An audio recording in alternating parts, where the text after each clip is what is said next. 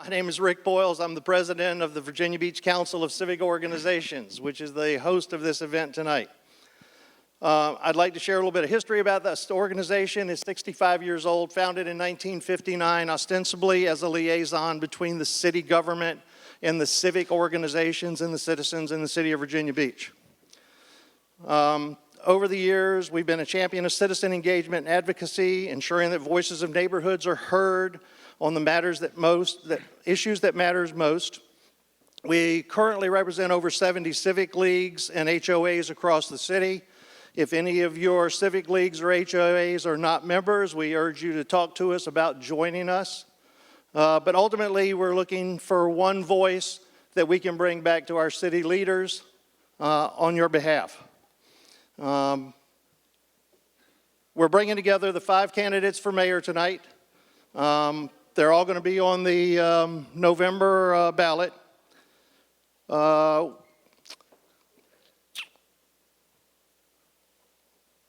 skip some of this in the essence of time here. I want to take a moment to recognize some of the people, though. First off, we have Mayor Bobby Dyer, our incumbent mayor.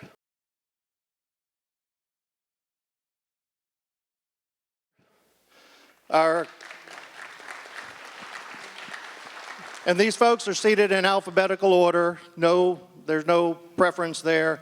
R.K. Kowalowicz, who is running for mayor.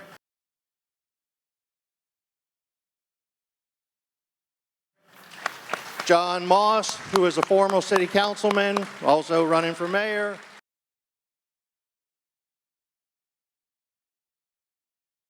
Current District 8 Councilman Chris Taylor.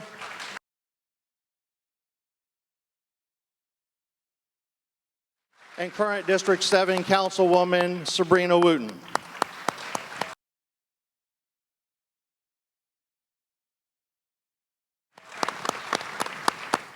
We've also got our moderator group here. Walter Camp is our head moderator. Walter is the past president of the Bellamy Woods Civic League. He is the chair of the city's Active Transportation Advisory Committee. That used to be Bikes and Trails. Walter was instrumental in us obtaining the $15 million to start on the bike path beginning at Newtown Road, and we're going to get down through Independence Boulevard, it looks like, with this money.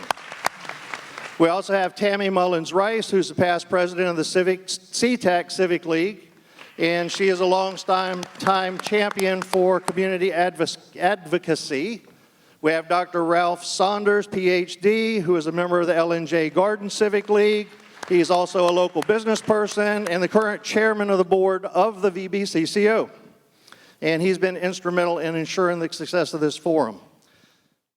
It's great that we have this many people engaged in their neighborhoods and in city government. I'm going to quit talking. I'm going to let Mr. Camp and the other moderators take over from here. And I will see you all at the end of this program.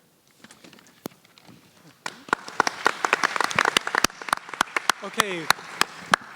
Thank you, Rick. Thank you, candidates. As Rick said, tonight's format is designed to highlight the topics of greatest interest to VBCCO members from the hundreds of questions that were submitted in advance. As Rick mentioned, there will be 1 minute to answer most of the questions. But 5 of the questions were mentioned by so many people that their elevated importance dictated that we give the candidates 2 minutes to speak to those most important topics. In fact, the CCO made the decision to give just those 5 questions to the candidates in advance so that they could prepare their strongest and best remarks to inform us about their positions. They do not know the other questions. Each candidate will be asked the same question, and we will rotate who goes first. The person reading the question did not write it, so don't hold that against us. This is a forum and not a debate, so we're not going to address each other. We're going to speak out to the audience, and our purpose is to help the public become more informed about your views, candidates. Okay, let's get started. The timekeeper, please put 2 minutes on the clock. Everyone can see the clock. And we're going to begin alphabetically. Mayor Dyer, you'll go first on this first question. It is a 2-minute question. Ready? Okay. Please tell us your vision for what Virginia Beach should be like in the future? And are there any other cities that you will offer as examples? Well, I'll tell you what, we are a remarkable city, and we are on the threshold of some many, many good things. What we have to do now is to confront the reality of the challenges that we're going to be facing. And to do that, we got to take more burden off the residential taxpayer and do more commercial type development. In other words, to generate those revenues that we're going to need to go into the future. You know, for instance, when it comes to things like stormwater, we have major obligations, school modernization replacement, $991 million in unfunded CIP projects. And the thing is, but once again, the goal is eventually to continue with the quality of life that we have right here in the city, which makes us so great. And what also makes us so great are the people. And when we got the cables, the broadband coming in, the number one thing I've heard over the years since I've been on council is let's keep our kids home. And that's going to be a strong, strong possibility. But the fact is, we must go with the reputation. We got some good news recently. U.S. News ranked us number 1 on the East Coast for a great place to live and number 8, nationally. And if it's okay, I'd just like to read a little statement here that came in the write-up, where it says, Virginia Beach residents spend just 24.88% of their income on living expenses, the lowest among the list, and also ranks high for quality of life. You know, this is something that Mayor Dyer, we have to do better. 2 minutes have expired. Thank you. I'm sorry. Sorry about that. Okay. Okay. Was that 30 more seconds? Yeah. Okay, so the mayor's going to be accorded 30 more seconds? Mayor, please proceed when you're ready. Oh, okay, but Apparently thank cut you. off early. Thank you for that. But once again, we must continue the quality of life that we have because that is what the people in Virginia Beach deserve, and that's what brings companies to our region. We are wonderful. With our military presence, we are second to none. Let's keep it going. Thank you. Okay, thank you, Mayor. Mr. Kowalewicz, you are next. Timekeeper, are we ready? 2 minutes? Okay, begin when you're ready, sir. Is the mic on? Can you hear me? Yep. I want to see a city that follows its constitution, the charter. I want to see a city that follows its election process, nonpartisan races. All local races should not be partisan, should be nonpartisan. There are no D's or R's in front of schools, police officers, firefighters, or streets. We need to get partisanship out of our elections. And we are a nonpartisan race already, but we're not following it. I want to see the Virginia Beach Police Department go from 800 to 1,000. Over the last 20 years, we've been at the minimum 50 to 100 police officers short every single year, putting burdens on the current officers. I want to see the debt reduced. 20 years ago, we didn't have a whole lot of debt. Now, just to service the debt every year, it's $170 million. On a level playing field for all businesses and citizens. I want all city departments fully staffed and proper policies and procedures in place, helping make Virginia Beach's workers happier again, and a good working environment is critical right now. We know what happened years ago. We don't want to see that happen again. I want to see stormwater maintenance caught up and maintained on an annual basis. I want to stop talking and start doing. We keep talking about the same things over and over again. I want no tax increases. The citizens of Virginia Beach have been taxed enough and burdened enough. These things must change for a successful city. Thank you. Thank you, Mr. Kowalewicz. Our next candidate will be Mr. Moss. Please begin when you're ready. Thank you. For all of you who came this evening, these were big questions, and so I took the time to prepare detailed remarks, and I left copies out so you can look at my full answers to these questions. But my question is that the City Council today and in the future doesn't do anything that degrades our quality of life. And my future vision is that the public and private sector are going to leverage the technology changes that are before us that are going to sweep forward and take over us if we don't take and shape them ourselves. and that they use these things and this technology to reduce the cost of government and to raise the real wages of our households. Whether we embrace it or not, technology is going to make major changes in our lives, and that's just over the horizon. My vision is that we sustain our suburban character of our community. That is our quality of life, and that we will have effectively and efficiently dealt with the changing weather patterns and the consequences they bring. And finally, that we eliminate the undue influence of special interest on our governance, and that City Council's decisions are made on the merits based on the application of reason to objective facts and community values and not campaign donations. Okay. Thank you, Mr. Moss. Mr. Taylor, when we reset the clock, okay, begin when you're ready, sir. Good evening. My name is Chris Taylor. The question also included, tell us your vision for what Virginia Beach should be like in the future. Are there other cities that would we offer as examples? So I believe, first, that this election is about the passing of one era and the emergence of another. My vision for what Virginia Beach should be like in the future includes several different items. First, it is a city where all residents have opportunities to thrive and participate in our local government, including boards and commissions. My vision includes a transparent city council, a transparent city manager's office, and an engaged electorate that knows what's going on at City Hall. My vision includes an emphasized focus on educational and economic opportunity, fewer public-private partnerships, and fewer unsolicited proposals. When you choose to do work at your house, you don't let someone just drive by and give you a price for what they would like to do. We have to do more vetting in the future. My vision includes a city that is not debt burdened. Our children, including my 3 children, deserve an opportunity to stay in Virginia Beach for their lifetime, and they deserve a better opportunity than I was given, and I was given quite an opportunity here in this city. My vision for the future includes a mayor and a city manager that supports steady growth in tourism instead of outrageous spending. Management that exercises strong fiscal stewardship of your taxpayer dollars with responsible development. And finally, my vision includes safety for all citizens in a community that thrives in unity. We were asked what other cities would we reach out to or compare ourselves to.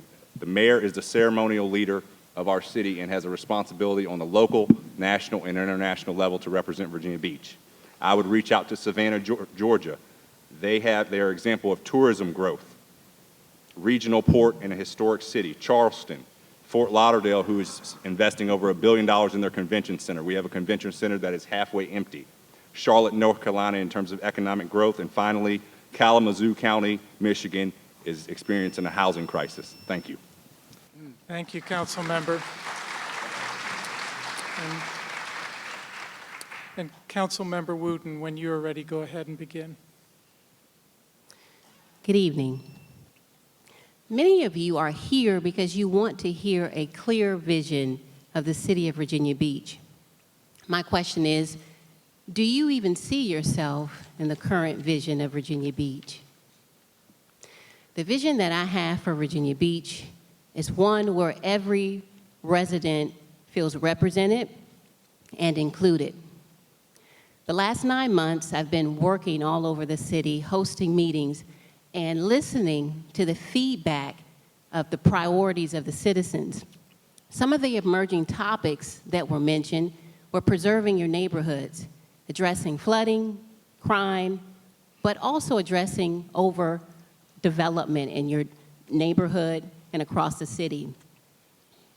Addressing overspending at the local government level, making sure your tax dollars are effectively used, including tax relief for every working resident and for our seniors.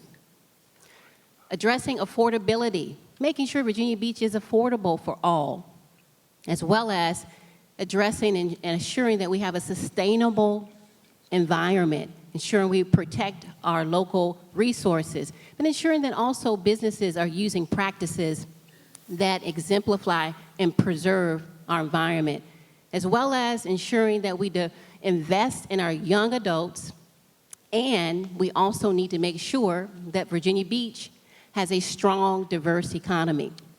And so I would take this information, put it in a strategic plan so that we have a shared vision together, your priorities, working with local government to ensure that we move the city of Virginia Beach forward for the future. For more information regarding my work the last 6 years, you can go to wootenformayor.com. And I would like to earn your vote for mayor of your great city, Virginia Beach. Thank you, Councilmember Wooten. You each have 1 minute to answer the next question, beginning with Mr. Kowalowicz. How will you ensure Virginia Beach remains the safest city of its size in the U.S.?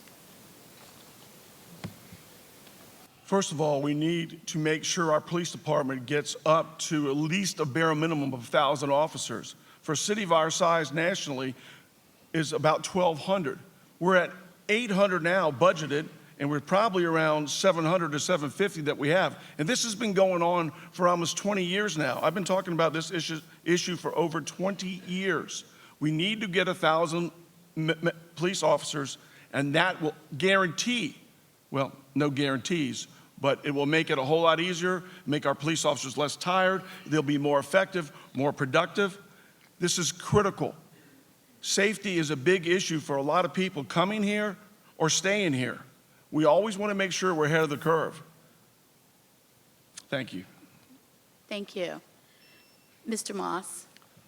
One, we have to continue to nurture the good partnership between the prosecutor, the courts, the police department, and the sheriff. The police provide presence, the sheriffs help with presence, police provide apprehension, the Commonwealth Attorney provides conviction, and the judicial thing, trialing, and the courts provide the convictions, and that's what's a deterrence factor. Secondly, all of us in this room play a role. Reporting crime, doing smart things, keeping our home safe that we can at the perimeters. Also, to grow our police force, we have to have a new law enforcement training academy. I learned long ago you have to train like you're going to work. And we do not have an adequate facility that will allow us to grow the police force and sustain the readiness of the police forces we have. And that should have been long ago a priority. So we have been the safest city since we were created in '63. I think we will continue to do so if we mine our resources properly. Thank you. Councilmember Taylor. Thank you.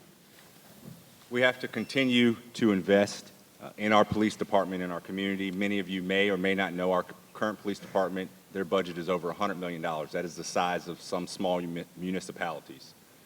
We have to focus on community outreach, programs like Parks After Dark, but we have to go beyond Parks After Dark in the communities that only are seeing gun violence. I represent a district that I've attended 2 funerals over the past 6 months for children that were 18 years old, GPAs over 4.0 because of mental health and drug abuse. We have to look at how do we partner as a city government with organizations that are already doing the work in the area of mental health, already doing the area in terms of youth crisis in this epidemic with fentanyl, because here is our biggest threat. We don't have a city filled with gun violence. Those numbers have all come down, but the number that has spiked is overdoses, mental health, suicides, people jumping off buildings. That is not Virginia Beach, so we have to continue to work together as a community. Thank you. Thank you. Councilmember Wooten.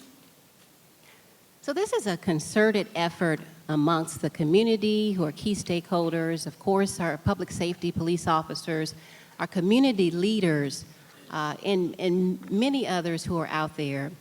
It's incumbent upon us to ensure that we're working together, that we're ensuring that community policing is implemented, that we're walking with our police officers in neighborhoods, and we're talking to residents and ensuring that they feel safe. Community policing is very important, and it makes a difference. Also working to make sure we have really important tools like ShotSpotter. I was able to work along in the budget process to ensure that the district where I serve, where there has been several incidents of gun violence, ShotSpotter was included and is included in District 7 to monitor when shots are fired and notify the police so that they can arrive quickly. And as a police chaplain, a former police chaplain, it has been my duty to be out in the community Ms. talking Wooten. to residents to ensure safety. Thank you, Councilman Wooten. You're welcome. Mayor Dyer. Okay, thank you. Years ago, when there was calls to defund the police, we funded them, and we got behind them. We put them on a pay grid system that significantly helped recruitment and retention. But the other thing is, I am also working with the other mayors in the 757 on a youth violent task force. We have a Virginia Beach youth task force. And the other thing, I started a hope pipeline, helping our people excel, where we're going to work on mental health, physical health, mentoring, and also getting young people into jobs and careers that pay well. But once again, we will just constantly reinforce our efforts that, and I am proud to say that I have the endorsement of the police department and the Fraternal Order of Police, because they recognize that I have been a steadfast champion for 20 years. Thank you. Thank you, Mayor Dyer. Mr. Moss, you'll go first in this 1-minute question. How should the City Council evaluate requests for funding associated with private development projects? And what goals should the city achieve if it participates? It was very difficult to hear. Could you repeat that a little louder? I couldn't pick up the middle part. I'm so sorry. How should City Council evaluate requests for funding associated with private development projects? And what goals should the city achieve if it participates? Well, the city should not be providing public taxpayer funding or financing capability to finance private development. So I wouldn't be assessing it, because I don't accept it as a principle that it's government's responsibility to provide them financing for their garages, financing for their wave pool. If we're talking about a road that everybody uses, yes, but for private development on their private thing, for private profit, that is not the role of our local government for our taxpayers' money. Thank you.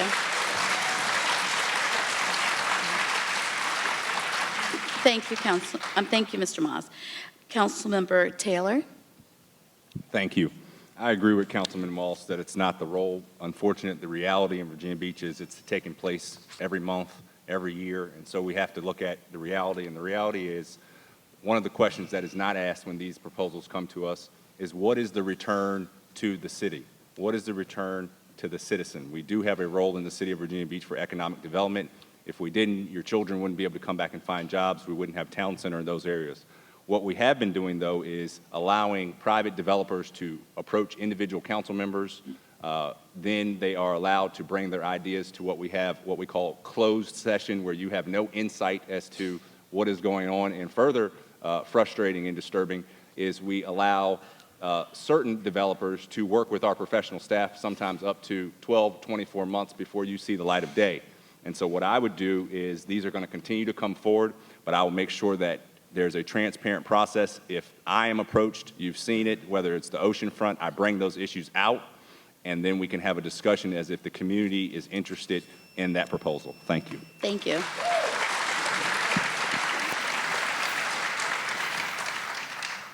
Councilmember Wooten. So we do have a process. And so when there is a application that comes before us, certainly it has to go through the process. It doesn't just come to us, but it goes through the process. It gets on the agenda. We discuss it as a body. But I think the most important thing when investing your tax dollars is to ensure that it aligns with the mission of our city, making sure that we are providing opportunities for education and economic opportunities and recreational opportunities. Does it align with the vision of the city? Will it enhance the lives of citizens? Is it a good investment? Is it something that we should not participate in? We have to certainly scrutinize these things. But most importantly, your input is important in being transparent and making sure you understand what's coming before us, giving your input and then telling us how you want us to vote on that. That's going to be important as we look at each project and determine where your tax dollars go. Thank you. Thank you. Mayor Dyer? Oh, thank you very much. And basically, it's what I've been doing ever since I was first elected to council, bring people to the table. I'm proud of the fact that in the Centerville district, I never had an application fail because I always got the people involved from the beginning. And then even when we had discussions on the potential arena, and even with the Atlantic Park project, there were 65 civic engagements. And the point is that we decide these things as a council. It is not my decision alone. And the thing is, we got to play chess, not checkers. Are these projects going to be really viable and produce revenue in the future that we need to sustain our quality of life in this city? But once again, it really comes down simple. Get the public involved. And we are, as our new 60-year project comes up, when we going to really focus on civic engagement to help us make those decisions. Thank you. Thank you.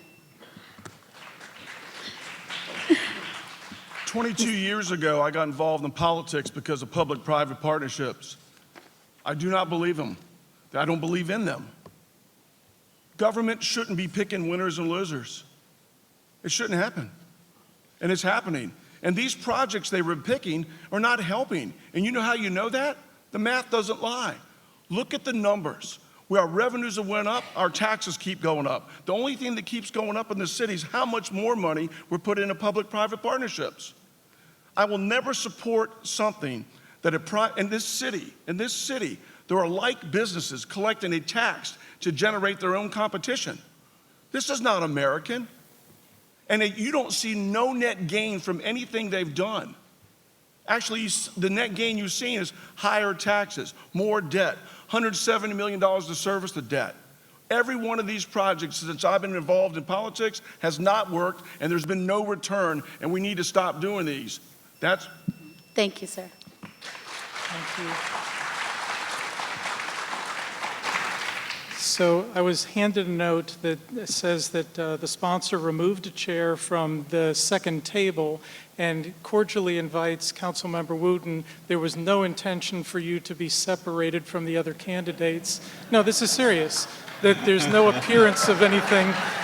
If you would like to move closer, the sponsor has asked me to read this. Thank you for your sentiments. I am fine here. Okay. Thank you. Well, we also wanted the audience to know there's no intent to have you out there by yourself. Yeah, the hot seat's over here. So It's okay. We're good. I know, I can feel it. This is another 2-minute question. Councilmember Taylor, you will lead off this time. The people have been asked to provide their vision for Virginia Beach's future in the comprehensive plan, which is now being updated, with their input. Will you comment to abiding by the comp plan when you vote on planning items and to updating the zoning code so its elements are enforceable by law? If not, what exceptions will you make? All right. Thank you for the question. First, for the audience, I encourage you to go to my voting record. I have not voted against or for a project that did not align with the current comp plan. I commit to utilizing the comp plan as it is written. We have gone through extensive public engagement only to often ignore what you've provided. There have been too many instances and inconsistencies within these applications just here recently. There will be times, of course, where there are requests to deviate from the comp plan, and they're going to come up. But as a council, we can always come to you through public engagement and see if there is support. Most recently, the Thalia LLC was a 4-story building that was proposed to the Civic League as a 3-story building, only to find out it was 4 stories with 8 apartments on the budding Virginia Beach Boulevard, and it was described as pedestrian friendly. If any of you want to take a ride down Virginia Beach Boulevard and cross Thalia, Lynn Shores, and tell me if that's pedestrian friendly, let me know. I also commit to leveraging the expertise and experience of Councilmember Barbara Henley. She has been on council almost 40 years. working in and around land issues, and she's a valuable resource to our citizens, yet often her voice is ignored. Finally, council has historically wanted a recommendation from the planning department, which is our professional staff. However, the council is not required by law to accept staff recommendations. That's important for you to remember. The duty and responsibility of our planning staff, and I'll read it per code, the Department of Planning shall assist the Planning Commission in the performance of its duties and shall perform such other tasks as may be assigned by the City Council or the City Manager. We need less influence from private stakeholders and previous elected officials and more integrity within these bodies. Thank you.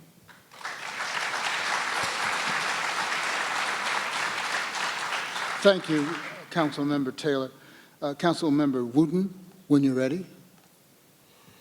So yes, certainly, after all the hard work of the staff and the input of the citizens who took the time to come out to many of those community sessions, it is important to listen to what the community has provided as feedback and consider updating our zoning laws to reflect that.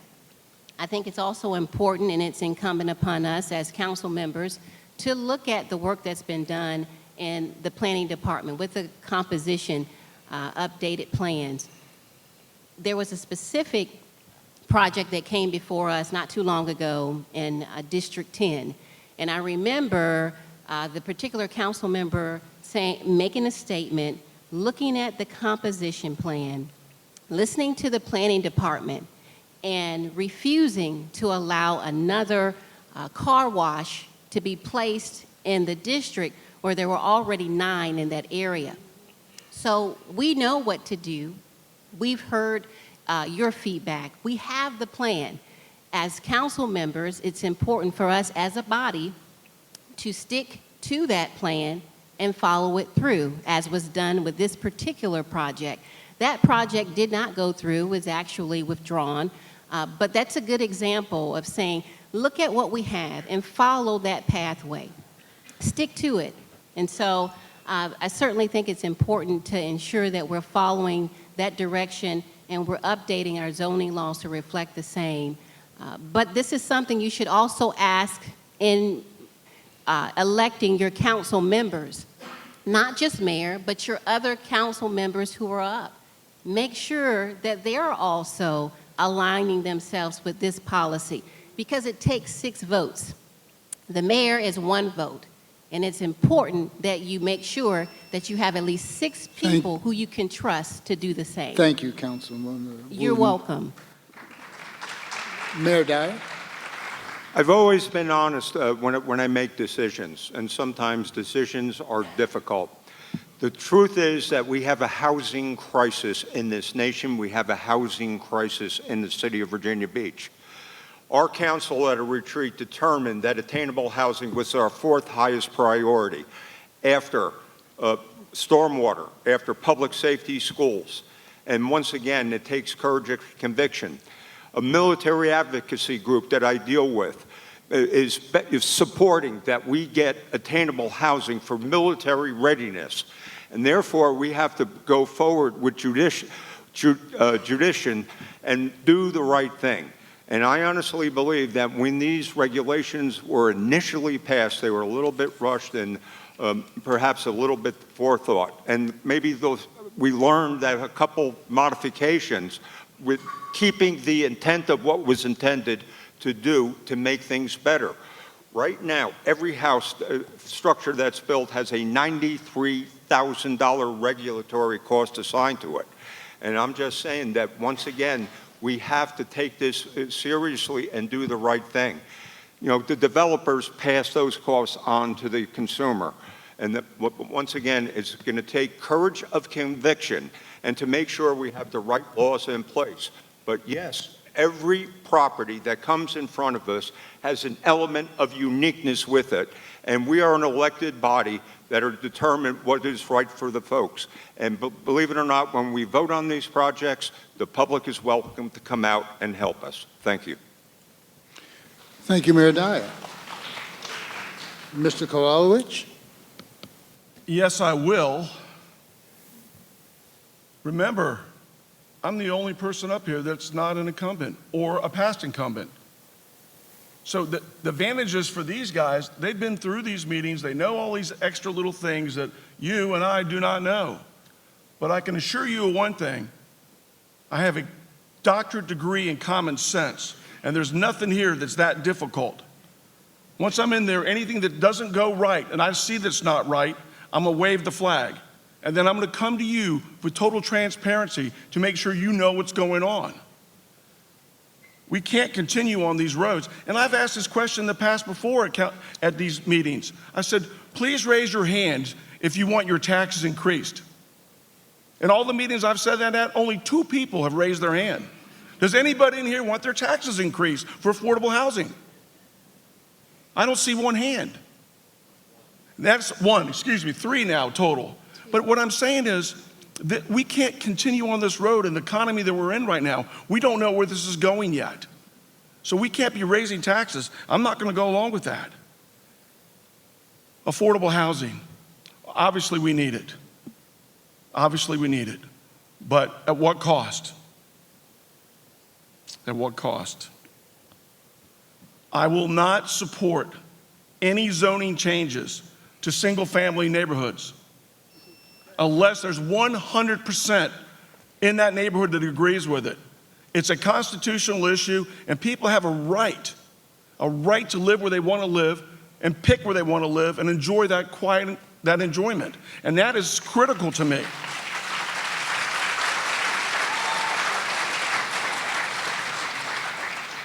This is for the people. We work for you. I don't work for me, I work for you, and that's what I want to do. Thank you, Mr. Kulałowicz. Mr. Moss? Again, I'll refer you to the handout I have for my full thoughts on this topic. But yes, I will abide by the comp plan in place. I have concerns about the undue influence of special interest and their influence on the staff as to what appears in the comp plan that this council may adopt before the new council takes its seat. But I do reserve to myself to not abide by the comp plan. If the new comp plan calls for development south of the Green Line, I will not vote for it. I will not vote to allow B4, which is what happened with that Thalia apartment complex outside the SGAs just for private greed.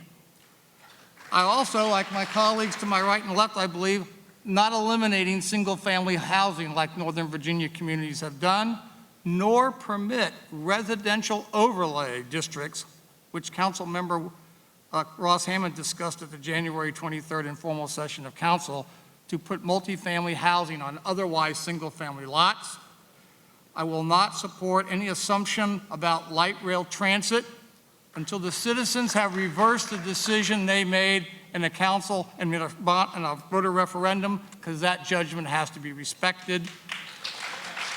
Consistent with other remarks that I have made, I will not support something in the comp plan language that calls or infers a reliance on taxpayer subsidies or financing with public debt for parking garage to enable private development.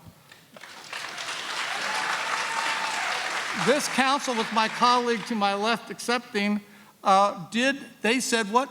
Affordable housing is our number one priority, but they allocated almost $23 million on your credit card of financing to build luxury apartments. I will walk the talk, not talk for the campaign investors. Thank you. Thank you, Mr. Moss. Councilmember Taylor, you had a question? The Honorable John Moss said accepting, with the exception of Councilmember Taylor. Correct. I want to it is you. You're talking about me, John. All right. Thank you. Councilmember Wooten, were you chiming in here too on this one? No, I was just Okay. confirming who he was talking about. Yes, Thank you. we opened it up. Audience, I appreciate your enthusiasm and your applause, but we're trying to get through your questions. If I could ask you to restrain some of that, we'll move more quickly. Councilmember Wooten, this next question you will go first on. This is a 1-minute question. Will you commit to working on ways to give the public earlier notice of proposed developments? when it is easier for changes to be made in response to community comments earlier in the process. For example, would you support a requirement, perhaps like Norfolk's, where civic organizations near proposed developments must be notified early in the development process? You may begin when you're ready. Sure, I think it's important to provide as much notice as possible to residents when it comes to these types of things in their community. So yes, I'm certainly in full support of that. Thank you. Okay, thank you, Council Member. Mayor Dyer, rolling over to you on this one. Yeah, thank you. As I indicated before, in 14 years of being the Centerville rep, my applications went through because of what I called the good neighbor policy. You know, we had two ambitious projects that came in, the Infinity and Cascades, 450 units right across the street from each other. But due to early engagement, good neighbor policy, where the people got together, they are now welcome members of the community.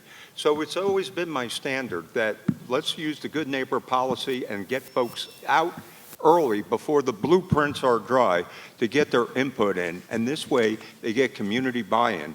And when the projects are built, they become good neighbors. Thank you, Mayor Dyer. Okay, Mr. Kowalowicz, you're next on this one. The hardest thing for a council person to do is to walk in the shadows and darkness, behind the scenes, making sure their buddies are taken care of. And we have a history in Virginia Beach of doing that. Absolutely not. That will not happen under my watch. You will know what's going on. I'll stop it from happening. Hey, have you heard about the hotel deal down at the oceanfront yet? The new one? Have you heard about the apartment complex at the oceanfront yet? How about the $100 million to $400 million to fix the aquarium? Have you heard about that yet? Guess who gets to pay for that? You guys do. It's got to stop. It has to stop. Your taxes shouldn't be going up with all the money that they're spending. They should be going down. Why they continue to keep going up? Why in 20 years do we keep talking about the same things over and over again? Because the same exact people are back in office making promises they never keep. That's not going to happen under my watch. Okay. Thank you, sir. Mr. Moss? Yes, I would, but I would go one step further. I think every meeting that the city has, a staff has, with a developer on a project should end up with a memorandum for the record, and that memorandum of the record should be posted on the city's webpage with that project. So everything is transparent of all meetings, even when the Civic League meets with staff. All that stuff should be available so that you know, because they work for you, and if they're giving them advice, you should know what that advice is as well. So there is, like in court, complete discovery, complete open book, because just being notified that it's happening isn't informing you about what is happening in those meetings when those changes are being made. So we need to have more transparency on those kind of discussions so that communities have a level playing field and we don't negotiate at the dais on council night. Thank you, sir. Councilmember Taylor, when you're ready. Thank you, sir. I think it starts with an informed group of citizens, and the council members for each district are responsible for making sure the citizens have information on upcoming projects. RK brought up the hotel at the beach. If you archive, Google the issue, is Councilmember Taylor that attended a subcommittee meeting and then brought that forth, and that was a shady deal, probably going to go bad.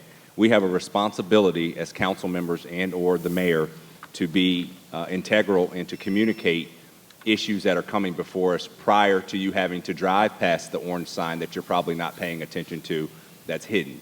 We have to bring these issues forth during city council meetings in our formal and informal comments, and we have to collaborate with organizations like the BBCCO, which we did for the Thalia LLC, because that is where the power is in your voice, and if you have information about it, you have the ability to come out and let us know as a body, and we can go in that direction. But I do support more notice and more transparency. Thank you.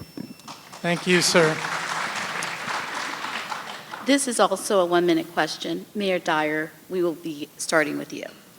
What should the City of Virginia Beach's role be regarding housing affordability?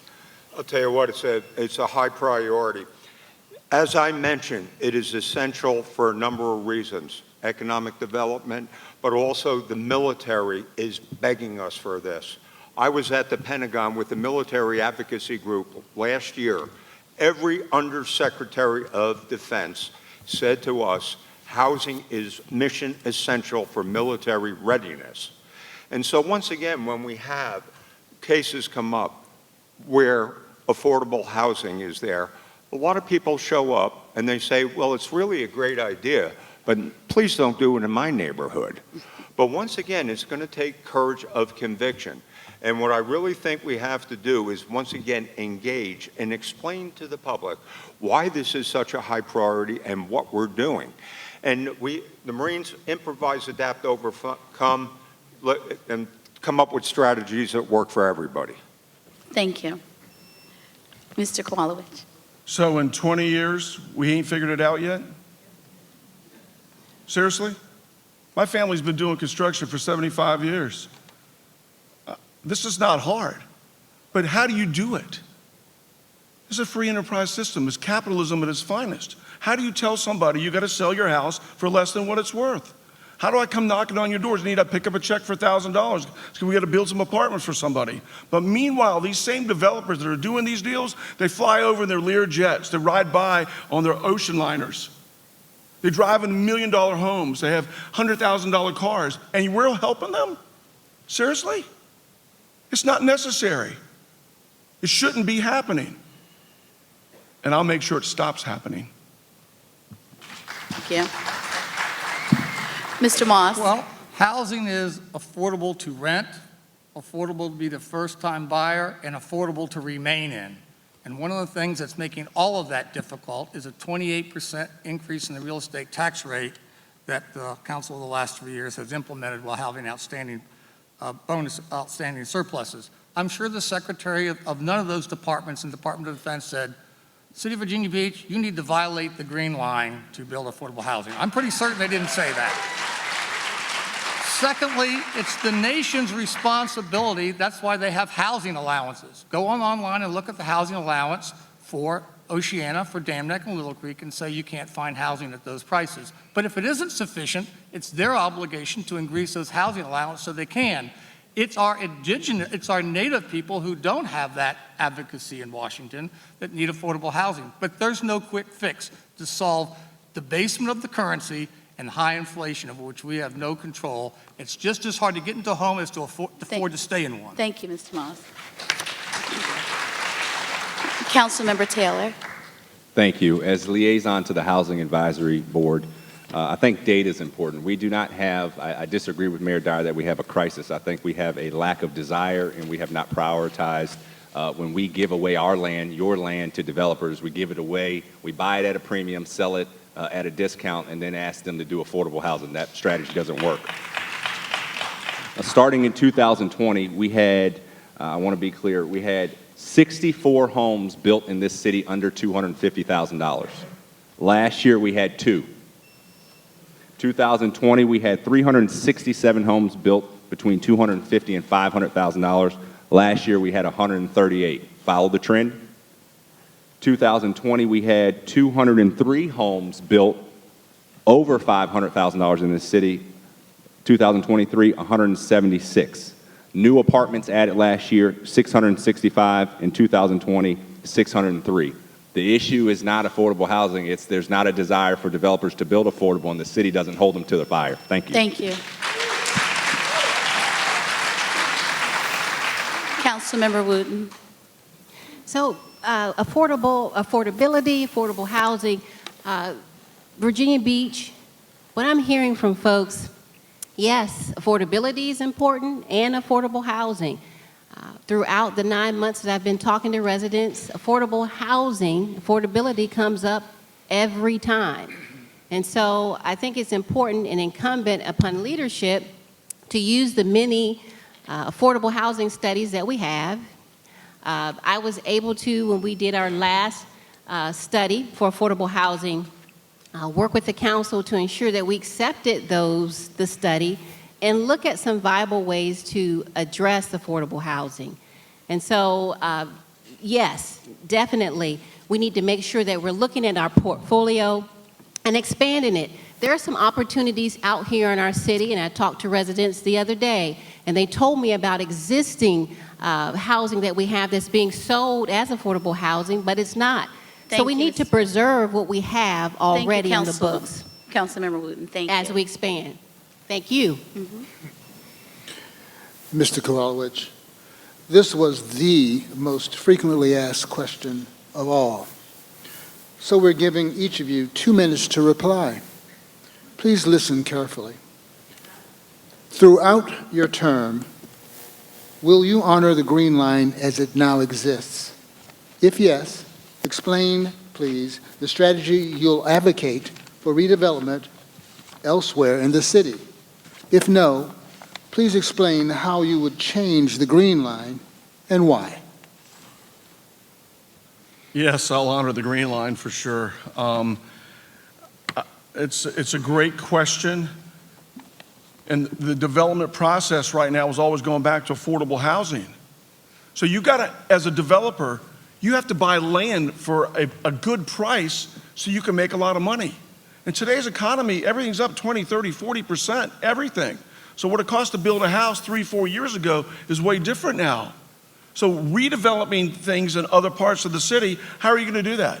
Are you going to rezone single-family home neighborhoods? Absolutely not. This is a great city for a reason. We don't need to be doing this. That Green Line needs to be protected. Flooding issues alone, just alone on flooding issues, the water goes that way, south to north, north to south. That's where the water's draining to. You have to take all that stuff in consideration.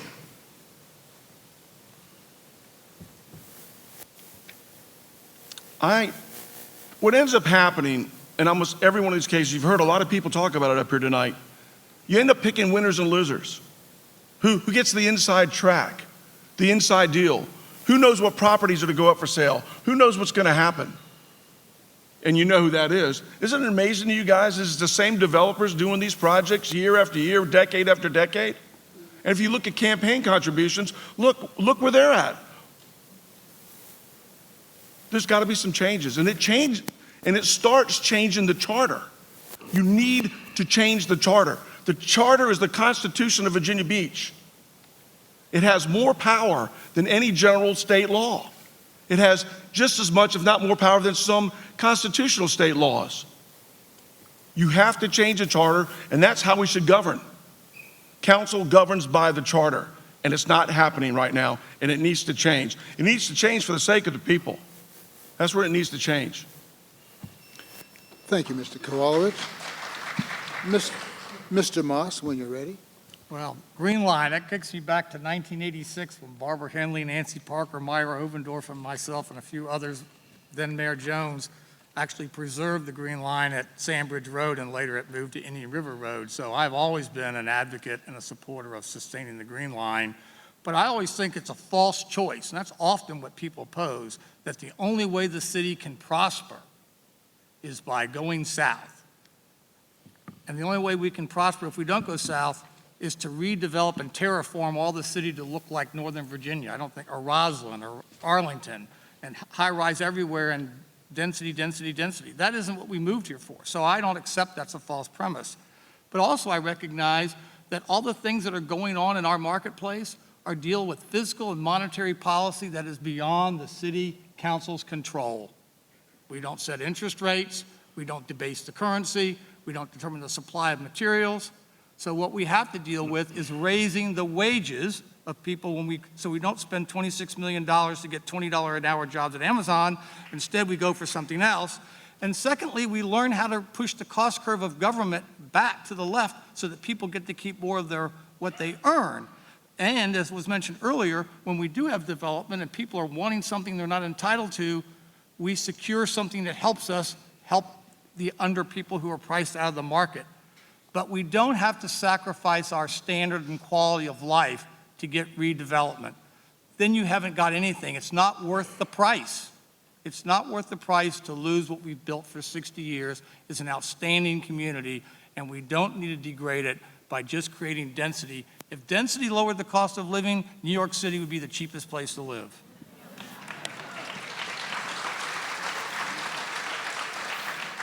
Thank you, Mr. Moss. Councilmember Taylor? Thank you, sir. The answer to the question is yes. I will preserve the green line. In my opening remarks, I said this election is about the passing of one error and the emergence of another. In 1986, when they were coming up with the green line policy, I was 2 years old running around. We need a robust strategy and a new discussion about the transition area. Oftentimes we talk about the green line and then we forget the transition area, and what happens is we get a proposal in the transition area and then what do you know, it leaks below the green line. We've had the same players, the same old policies, no new ideas. I mentioned specific cities that have more density, have more land mass, less land mass than us, and they are finding ways to solve the problem because they're actually trying to solve the problem. What we're trying to solve is how we're going to heat a wave pool across the street from the ocean.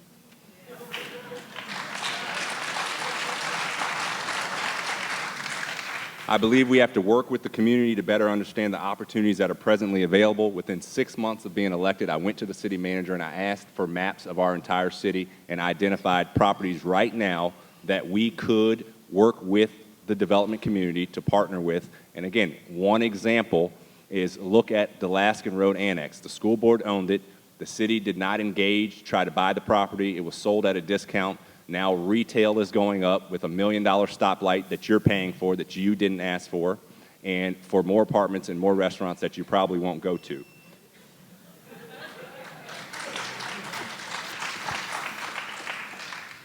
Thank you, Councilman Member Taylor.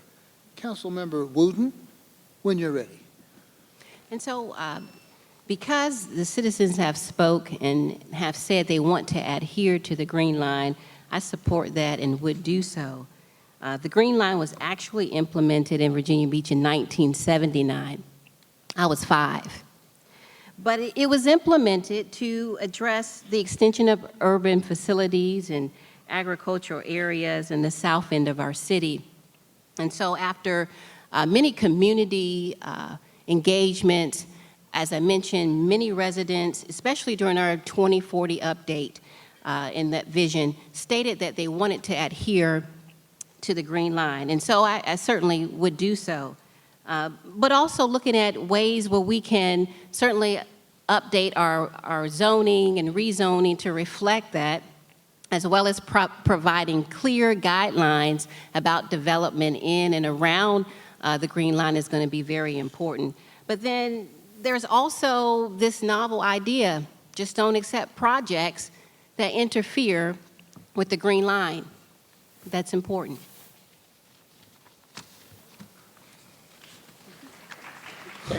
Thank you, Councilmember You Wooten. don't have to clap. Mayor Dyer. you Okay, ready? thank you. Just about 2 weeks ago, I had lunch with 23 farmers. And once again, we have to respect the agricultural community down there and keep that respected. And I think a lot of the fears that come with some of the incursions into the Green Line, sets a trend. But be assured that farming is a major, major revenue source to the city of Virginia Beach, but in value, the community of the farmers, and that will never be threatened.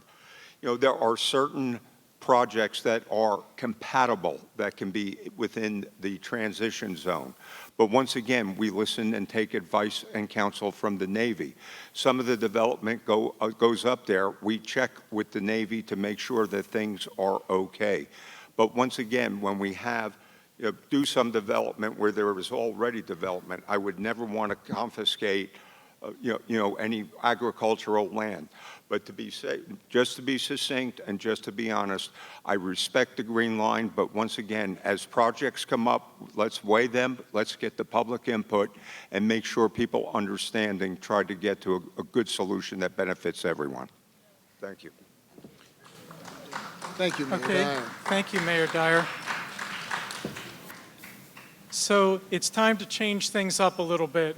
We're more than halfway through, so we're going to move into a lightning round of 15-second questions. We're going to call on our timekeeper. This is going to be a little bit more work for you, but we hope that we'll be able to get more information out to the public quickly here.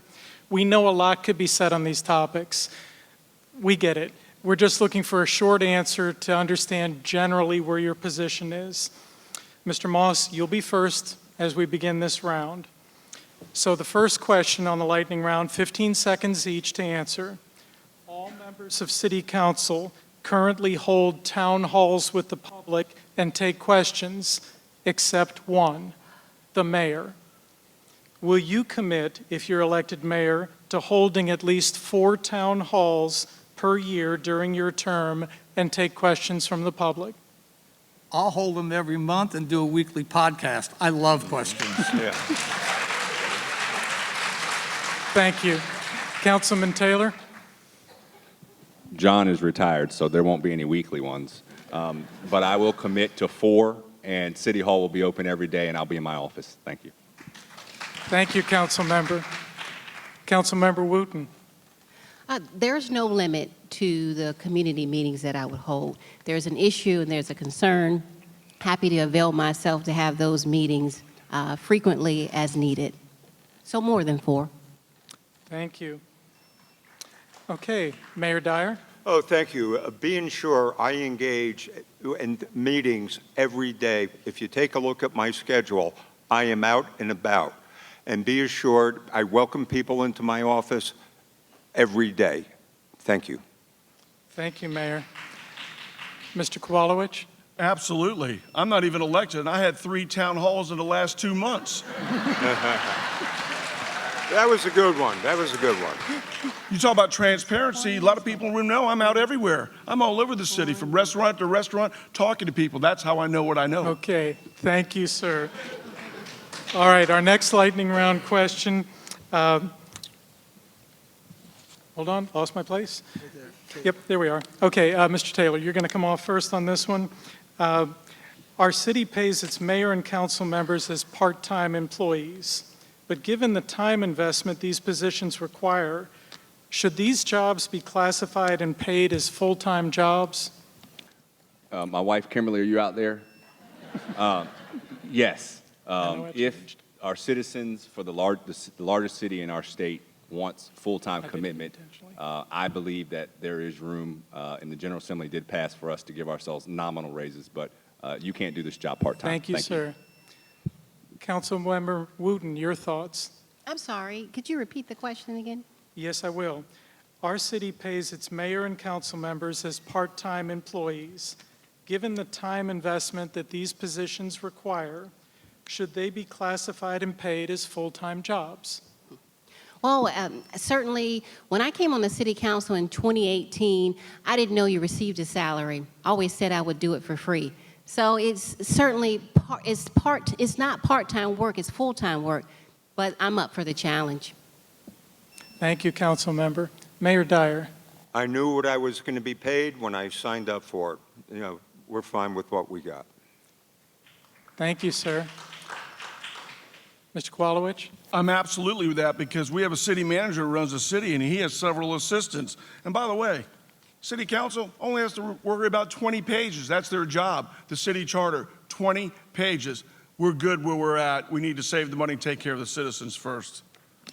Thank you, sir. Mr. Moss? Any change that is made to how the council is compensated or changed about it should be approved by the voters at the poll. The employee should not change the employer's conditions. Okay. Thank you, sir. Our next lightning round question, and this will be the last one for this lightning round.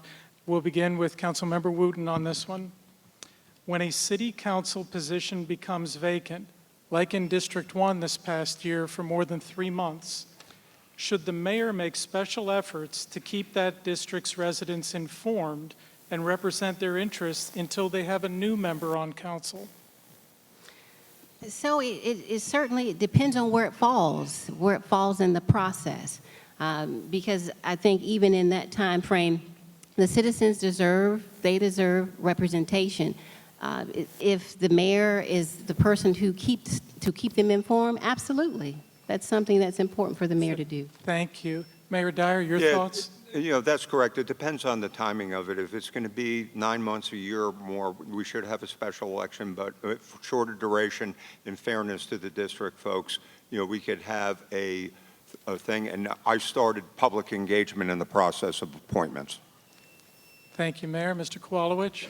it's unconstitutional to appoint somebody to a legislative position. That's in the U.S. Constitution. Your term ends when your duly elected successor has been elected and qualifies. That's in the charter. There's no provision in there for that at all, and you must follow the charter. Thank you, sir. Mr. Moss? I'd like to see the General Assembly pass the same thing we do for the U.S. House of Representatives or the House of Delegates. If a position becomes vacant, there's an election within 30 days, and the job is filled by the people. In the interim, yes, the mayor could, and I would like to think other council members want to pitch in as well. It's a collaborative effort. Thank you, sir. Councilmember Taylor? Thank you. Yes, the mayor and/or the city manager, whom we pay $330,000 a year. We have a council manager form of government. We are the legislative body. The CEO is the city manager and professional staff. We should be able to figure out a way to get a town hall set up or information through a PSA to that district. Thank you. Thank you, council member. Mayor Dyer, you'll lead this 1-minute question. Do you feel the city is doing a good job regarding issues involving the homeless? And are there any changes you would like to see implemented? Yeah, I think we are doing a lot better than a lot of. This is a problem that exists everywhere. And I started the Hope Pipeline, helping our people excel. And what we're doing is we're working on mental health, physical health, getting people into jobs. But once again, I think we are aggressively confronting it. But once again, this is a national crisis that so many cities are really, really overburdened, but we have so many faith-based organizations, and that's one of the strengths that our city has. We are a city of faiths, many faiths, and that's the glue that holds us together. And they are out there proactively helping these folks to get into a better life. And I'm very proud of the actions that we are taking. Thank you. Thank you, Mayor Dyer. Mr. Kolalowicz? You know, I've worked on this issue for over 20 years, and it's hard to see people on the streets. But most of the people that we see at the oceanfront on the streets, they want to be there. These are capable people. I talk to them. They want to be on the streets. But when you have a tourist destination like Virginia Beach is, and you see families coming by, and you can see them, look at them and see what's going on in Virginia Beach. It's a hard issue to deal with. They sleep on the benches. They hang around. They set up tents on the sidewalks. This is very hard to deal with. We have a huge investment at the oceanfront. We have spent a lot of money. But we need to find a better way to do it. They can't be sleeping on the streets. They have to find a better way, and we just have to find a better way to do this. And I think there are plenty of laws out there that help us get through this process. I care for people, and it's hard for me to watch this, but they want to be there. I've stopped and asked them that question. Thank you, Mr. Kolalowicz. Mr. Moss? Well, first of all, I think the whole community, from the sheriff, who operates one of the largest mental health facilities in the city, to faith-based organizations, to social services department, are as compassionate as they can be. But I think the city needs to come forward and tell what we're going to change about our rules of engagement based on that Supreme Court decision in June, which reversed that Ninth Circuit Court of Appeals. And I have filed several for you to ask what our new rules of engagement are, because a little bit of tough love is going to be necessary for people who don't want help. Then you have options that you can kind of force them to be in a facility where they get help, because they no longer have a right to have encampments. The Supreme Court has said you do not have a right to an encampment. You don't. And the city can take action. So I'm wondering why we are been since how many, almost 3 months since that decision? And I've yet to see anything coming out about how we're going to be engaging the community differently. Thank you, Mr. Moss. Councilmember Taylor? Thank you. We had a growing city. We're not growing much anymore, and we had growing challenges, yet we didn't get ahead of these challenges. And so now we have one resource center at Witch Duck, which is completely filled. We have individuals that are on our streets that are not drug dealers. They're not drunks. They just cannot afford to pay rent for $2,000 a month for one bedroom. And so if one incident takes place, or one accident, or one situation, they're now sleeping in their car in the Central Library parking lot. We have to really assess what our problem is, where the problem lies, because it's not just at the ocean front. If you've driven anywhere else around town, look at the increase in trash. then we have to work with our police, with the public works, with human services, and we need to work with you to make sure you support us putting more resources to solve this problem that's not just for poor people. It's not just for drunks or drug addicts. We don't have enough good-paying jobs in this city because we don't have any Fortune 1, 2, 3, 4, or 500 companies. Thank you. Thank you, Councilmember Taylor. Councilmember Wooten, when you're ready. So yes, certainly addressing the issue of homelessness with our homeless population is very important. It's always been very important for me because I was homeless at one time. I found myself right here in the city of Virginia Beach. And the truth is, most folks, a lot of people, are just one paycheck away from being homeless. I've talked to many folks as I visited homeless encampments, and they've lost their job, and they don't have a paycheck, and they end out on the street in the woods. And so it has been incumbent upon me to lead on this effort ever since I've been on council, and that's what I've been doing, from addressing panhandling when some folks didn't want to look into it, to looking at the resources we have to remove barriers and bring access to the services that are needed for folks who certainly could have lost a loved one. Maybe they're having a mental health crisis, we don't know. But folks end up in that situation and they need access to resources. Thank you, Councilwoman Thank Wooten. you. Mr. Kowalewicz, you'll go first on the next question, and with up to 2 minutes for your answer. The city is involved in many types of public-private partnerships, including the aquarium, the Sandler Center, the Sportsplex, and the Atlantic Surf Park, to name just a few. Please list examples of such partnerships you feel are successful, and please tell us the changes you would like to see made to any city public-private partnerships not meeting your standards. Is that my question? Yes, sir. Boy, I need more than 2 minutes. You know, I can't tell you one public-private partnership that I know of that's been successful, but there's one I like a lot. It's the aquarium. And right now the city wants to sell that off to a private developer. No way. That aquarium does a lot of good for our tourist industry, and it does a lot of good for our schools and education, so that people can understand what's going on. Yeah, we should fund that, and it should cost us some money to do it, but I got to ask you this question. How did we get $100 million to $400 million in arrears on maintenance of the building? Who's overseeing that? How does that happen? That's an impossibility, but it happened. And my understanding, they can't even get the good numbers out of there, what's happening. I'm going to tell you, that cannot happen. I'll give you some other things, too. The Sportsplex. And John will remember this. 137 pages called the Victus study. I read it, and hardly no council person read it. John remembers that. John was one of the first people to read it after I read it. It says, you know what it said in that? We spent a lot of money for that. They said, you're going to lose your butt. And what did we just write a check for this year? $6 million? We didn't need to do that. We could have retooled a convention center that's getting crushed. We could have spent $20 million on that and done the same exact thing and took the $60 million and went and fixed stormwater and other things that's going on.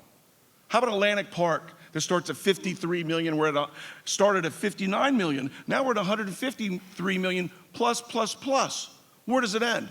How about Save Rudy Loop that coming on that one? Save Rudy Loop, where we voted to keep it a park. Oh, we'll spend $20 million on the park. Really? Now we're going to spend $60 million on a park?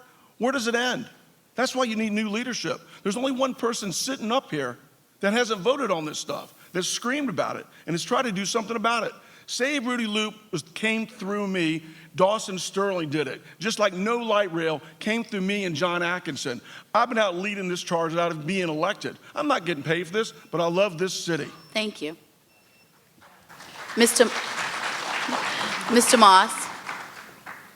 I'm not sure that if you did any true end-to-end total life cycle costing to include the opportunity cost, you can find any project that's been public-private partnership that has turned a dividend to the taxpayers. When have you ever seen them, council say, oh, we've been able to reduce your taxes or provide a new service because of all the revenue these projects have provided? It's a book with no writing on the page. Yeah. Now, the aquarium is a public-public partnership between the city of Virginia Beach and the Commonwealth of Virginia back in the mid-'80s. and later the foundation as a player. But why would you be even talking about now $80 million as of last Tuesday for Rudy Lou Park if you've got a $200 million unfunded bill for a building you already own? You wouldn't. So this is why we shouldn't be doing these public-private partnerships. If you haven't been going to baconsrebellion.com and reading the great work that Jim Sherlock has done doing the detailed dissection of Atlantic Park, that was originally going to be $2 plus of private investment for every dollar of city investment.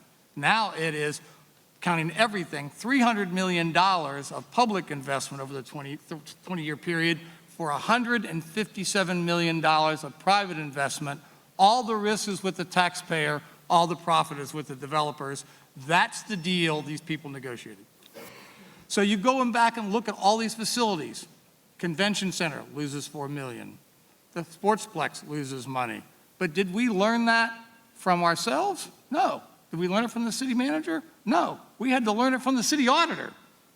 So why isn't the staff telling us that they burned through $2.5 million of reserve on the Sportsplex? We need oversight. We need people that understand their fiduciary responsibilities. Thank you. Councilmember Taylor. Thank you. I'm going to try to answer the question. There are some that I do deem as successful, just not in the lens of a business owner, but government, because depending on who you ask, success looks different. The Sandler Center, it is losing money every year. However, it does provide cultural value to our city. I have been a critic of the amount of money that we're spending to keep that center open, but it does add value to our city. The amphitheater is another project that helps our brand, our identity, and drives tourism. And if you don't want concerts at the beach every weekend, we have an amphitheater that does a pretty good job. Concerned about the traffic over there, but nonetheless, it is a good project. This is one of my least favorite, but I have to be honest with you. The Cavalier Hotel, didn't get to vote on it, but I can't imagine that hill being empty. I can't imagine the history that is there, even though it's not historical in a positive way for all of our citizens, but nonetheless, that is a project that I think in the long run will look good for our city. We need an audit on every PPP on the books so we can readjust our expectations. Former Councilman Moss hit the nail on the head. There has been no strategy based on performance or value to the taxpayers, but who you know and how you get in the door. For instance, the Sports Center, our consultants told us this is not the way other municipalities are doing it. This is not going to work. And what did the council do? They went in the same direction, and as a result, we did have to bail out the Sports Center because they were competing with our convention center in terms of sales. If anybody's in sales here, you don't want to compete against your own teammate. Nonetheless, we should find out our current state of each of our facilities versus the future desired goals of our community. What do you want? And are taxpayers okay with assets that return little to zero return on investment but add cultural relevance to our city? Thank you. Thank you. Councilmember Wooten, when you're ready. So when it relates to successful public-private partnerships, one that is very successful, it is one that is in the heart of our city, that's Town Center. It's a vibrant part of our city. Many of the public-private partnerships were devised before I even got here, before I even voted on many of them. My strategy in terms of addressing those that are not as successful would be yearly assessments, and that's something that I've been talking about as a part of my campaign. Doing yearly assessments, yearly reviews, looking at these assets and determining the value, understanding and making sure they're effective, they're relevant, make sure that we're taking care of them. We have a maintenance plan in place that addresses the maintenance on these important assets. Oftentimes, maintenance is an after fact. Maintenance should be a scheduled priority in these assets that we have. In terms of the aquarium, the last time we had an audit prior to the one we had this year was in 2012. And so if we had annual or yearly reviews as a body of these assets, we would be able to catch some of these issues, address some of the issues, and make sure that we're an active participant. In terms of the sports center, what I saw was a bad contract. It was negotiated in a very unadvantageous way for the city. We were not, or it was not a contract that was adhered to by the operator. The operator was doing certain things with the vendors, not paying the vendors. And all of these things came to light after the fact. But a yearly review, an annual review of the contracts to see if the operator was following it would have addressed those issues before they happened. Thank you very much. Mayor Dyer. Yeah, welcome. thank you. I'd like to clear up a misperception. We at no time were ever going to sell the aquarium. We were confronted with a $200 to $300 million, potential situation. So we were looking for avenues, different ways, maybe, to put in a management company. We did that recently with the Sportsplex. Number of years ago, where the football stadium and the field house are, that was bleeding $400,000 a year. But we put in a guy by the name of Chuck Thornton, who is a visionary, and turned it totally around to the points right now where we don't need an arena with a professional team. We have sports marketing come in here. And a lot of the places that they use are the sports center. And I would invite you to go there on a weekend sometime to see hundreds, if not thousands, of children given with stuff to do. Now, with Atlantic Park, that was years in the making. There were 65 public contacts, and the vote was 10 in favor with 1 abstention. But once again, what happened was COVID, and then with inflation right now, things get out of control. We also hear about so many things, other companies where things get out of hand. It happened with us. But once again, the type of thing is Virginia Beach is proud of, we're playing chess, not checkers. Yes, the Sandler Theater may lose money, but guess who it brings? And the collateral advantages we get, where people come and stay in hotels and use our restaurants. But once again, I'm sure that once Atlantic City Park is open, it's going to be iconic, and people are going to come. We're going to have a 3,500-seat theater, and we're going to have more parking there, as we will in Rudy Loop. Thank you. Thank you, Mayor. Finish the last one. Oh. This last one. This last one. Oh, It's did I me. start It's with me the now. one? It's me Is- now. If we're done? No, that was the last one. I Okay. started with. Mr. So- Moss.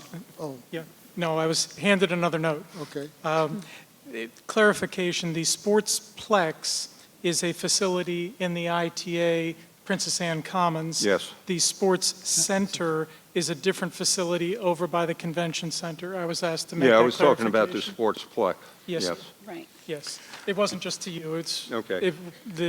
both terms were used by all the candidates. Okay. Okay. Okay. Okay, Mr. Moss. You'll be the first in this one-minute question. We received many questions about the Virginia Beach Development Authority. What role will they play in accomplishing your priorities for our city?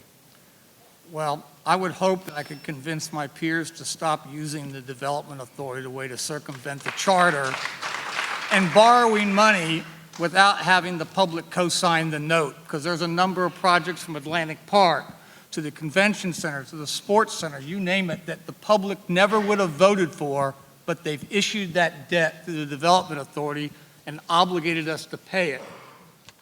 And that is, they know we wouldn't approve it, so that's one thing I would stop, and they should just focus on private development, financing, and getting their own capital, and not being a way to circumvent the will of the people to control how much debt we have. Thank you, Mr. Moss. Councilmember Taylor, when you're ready. In my time on council, I've not had the Development Authority come before us. I can't name one time. It's kind of like a shadow organization. I'm sure they do good, but this is what you all should be focused on. When we have a piece of property that you own and we want to transfer it over to the Development Authority, that's when you should start paying attention. because once that transfer takes place, that's when the ball starts rolling. So the easy solution is stop transferring your property like this Circuit City property that's coming up. Don't transfer it over to the Development Authority, and then we don't have to worry about any corruption. We don't have to worry about any undue influence. You all can control the properties that your taxes are paying for us to maintenance. Thank you. Thank you, Councilmember Taylor. Councilmember Wooten, when you're ready. So the Development Authority, certainly an independent unit that was set in place in 1964 by the Virginia General Assembly, is there to certainly help expand businesses. Oftentimes, businesses that want to expand, it comes before the Development Authority, and they address and assess if it's something that is beneficial for the city. To me, it's an advisory board. And so it's a board that you can, an authority that you can certainly gain information from in terms of investments in our city. And so that's exactly what I would use it for, as an advisory board. Thank you, Councilmember Wooten. I'm on my way up. Mayor Dyer. Okay, thank you. The Development Authority is a tool of business people that are appointed by the individual city council. But once again, we talk about economic development working in tandem with the Development Authority, in tandem with city council. It is incumbent on us to create those new businesses. In other words, we got it right now, we're 15% commercial, we're 85% residential. We have to bring in the new businesses, and then hopefully with the cables, with broadband coming, and things of that nature, we're going to have to create those new revenue streams somehow to confront our future and make sure people get the quality of life that they now have and deserve. Thank you. Thank you, Mayor Dyer.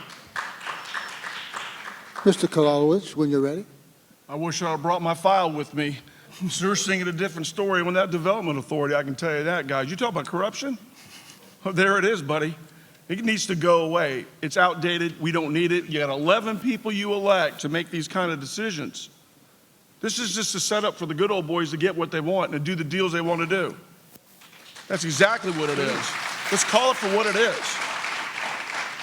I mean, enough's enough. I put it all over my signs all over the city. How much more do you want to do? You want to keep rating? Hey, let's do a deal so our taxes can go up. I got a couple for you already. This has got to stop. I mean, this is not hard anymore. Captain Obvious is laughing right now. And by the way, don't listen to me. Just go back in 20 years history and look at the numbers. Look at a city's not growing. The oceanfront had the worst year they've had in forever. 25% down. Let's talk about that. Plus, that's great. Thank you. It's not good. Thank you, Mr. Kolowicz. Councilman Taylor, this 1-minute question is about transparency in land use decisions. As part of planning applications coming before the City Council and the Planning Commission, will you commit to supporting forms disclosing paid lobbying and campaign contributions? Absolutely. Yes. I haven't been as fortunate to receive all those donations, and so they don't call me at all. You got some. I'm often the one that's left out. You got some. My Councilwoman Wooten saying I got a few, but You did. Nonetheless, it's not that difficult. We don't do this in our private lives. I hope we try not to do it in our public lives. I don't know how some of my colleagues can receive thousands of dollars, thousands, some tens of thousands, and then sit at the dais, make a decision, and say there's just no influence. Because when I was getting the calls, until I told them to stop calling me, just email us at City Council.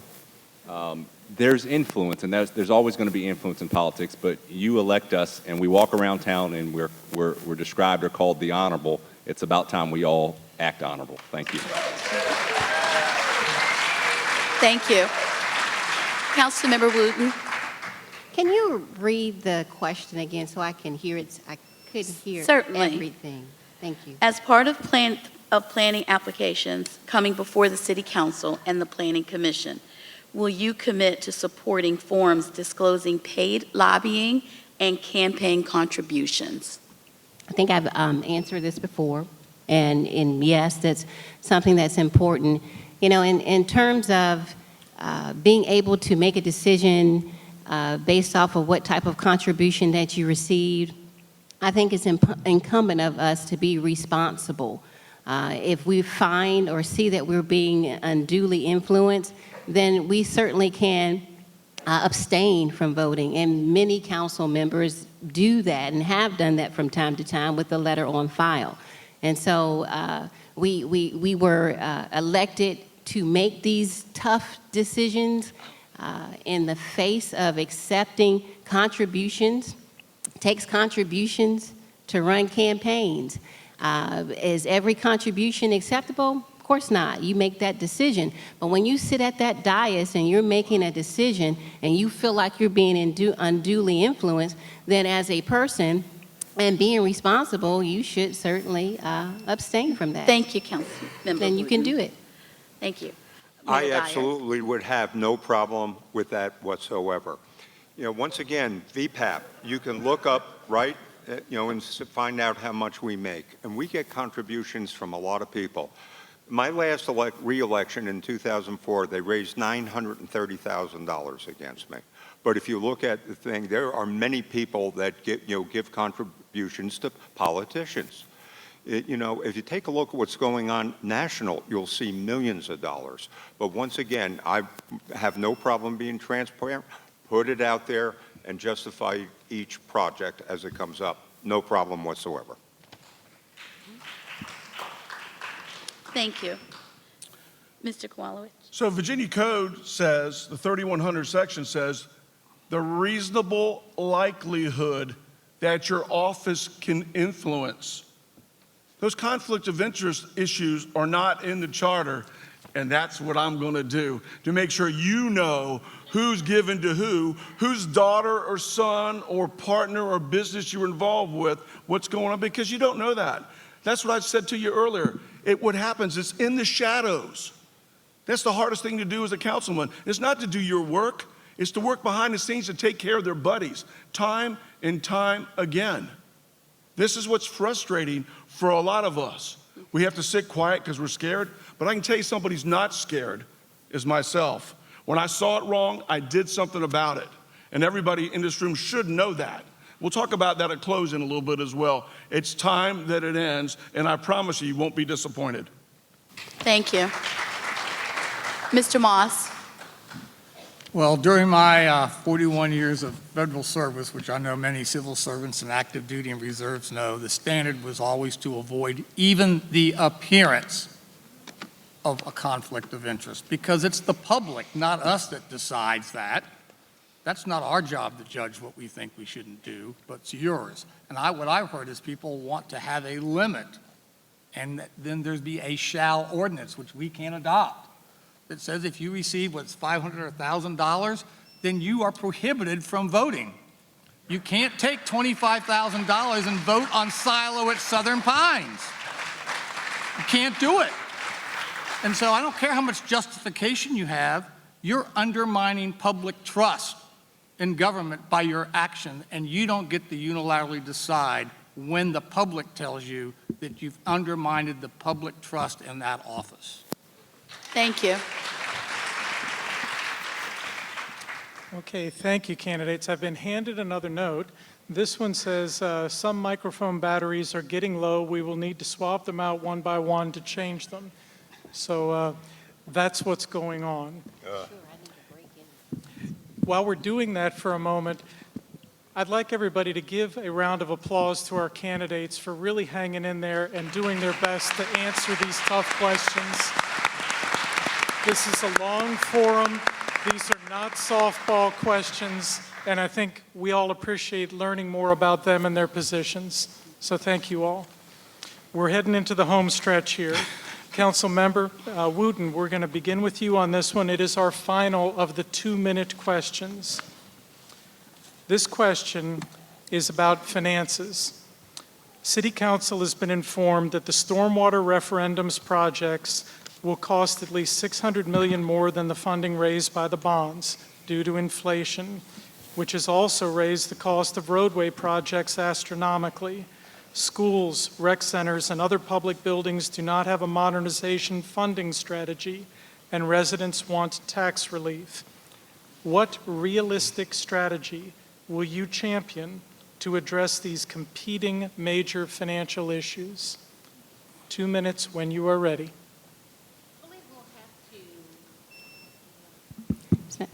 I believe we'll have to ensure that we look at efficiency in terms of a strategy and innovation, because we're going to have to determine finding out how to offer quality services, but also cutting costs.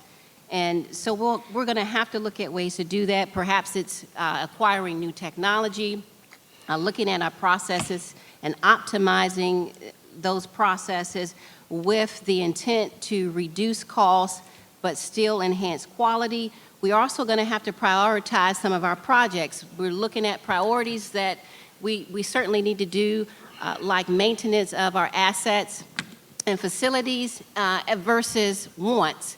And so we'll have to prioritize on them and make sure we're focusing on the priorities and scaling back some of those wants. That's going to be important. We all have to look at our budget and tighten up. Also, alternative funding. That's going to be important. When I was on City Council, in the very beginning I got on council, I was able to offer a resolution for Virginia Beach to become a part of the American Flood Coalition, which is important because they provide federal solutions and grant funding to address flooding and sea level rise. And so I've been following up on a lot of the grant opportunities.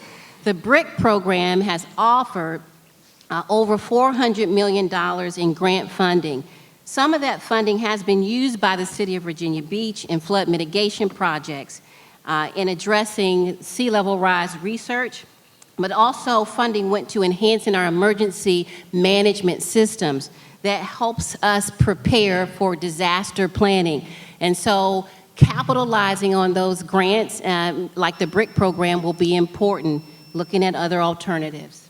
Thank you, Council Member. Mayor Dyer. Yeah, thank you. Back in 2016, Hurricane Matthew was a game changer for this council. We totally changed our priorities to the number one priority that we had.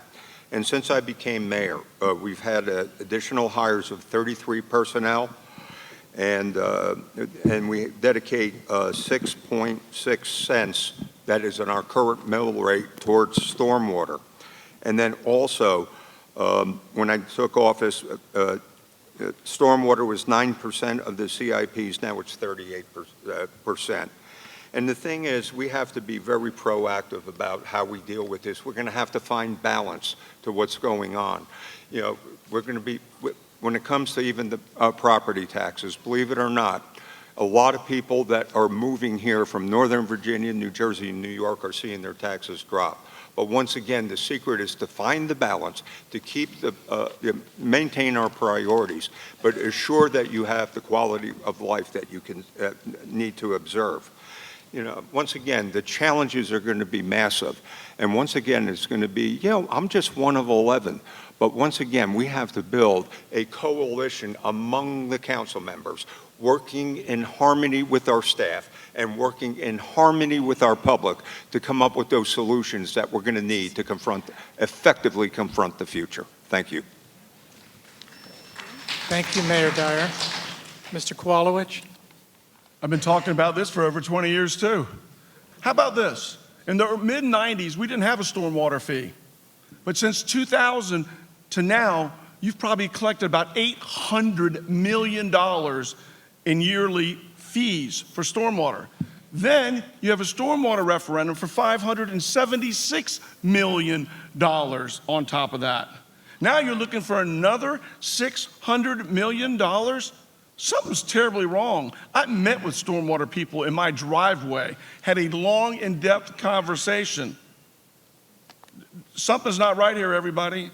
Sure, we need an audit, and we need to hold people accountable for where the money's going. Don't you find it amazing, though?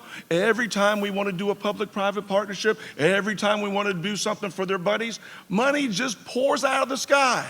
Just drops right out of the air, right in their pockets. And then they tell you because you need stormwater fees taken care of, oh no, we got to raise it again. Let me just say this to you. Stormwater is a dangerous situation. If we ever get 12 or 17 inches of rain in a slow-moving storm, we're in serious trouble. And there's one way you can fix it, by maintaining it. And they haven't done it. And I've talked about this for a long time. I went through the audit that the auditor did years and years ago. Money's going to places it shouldn't be going.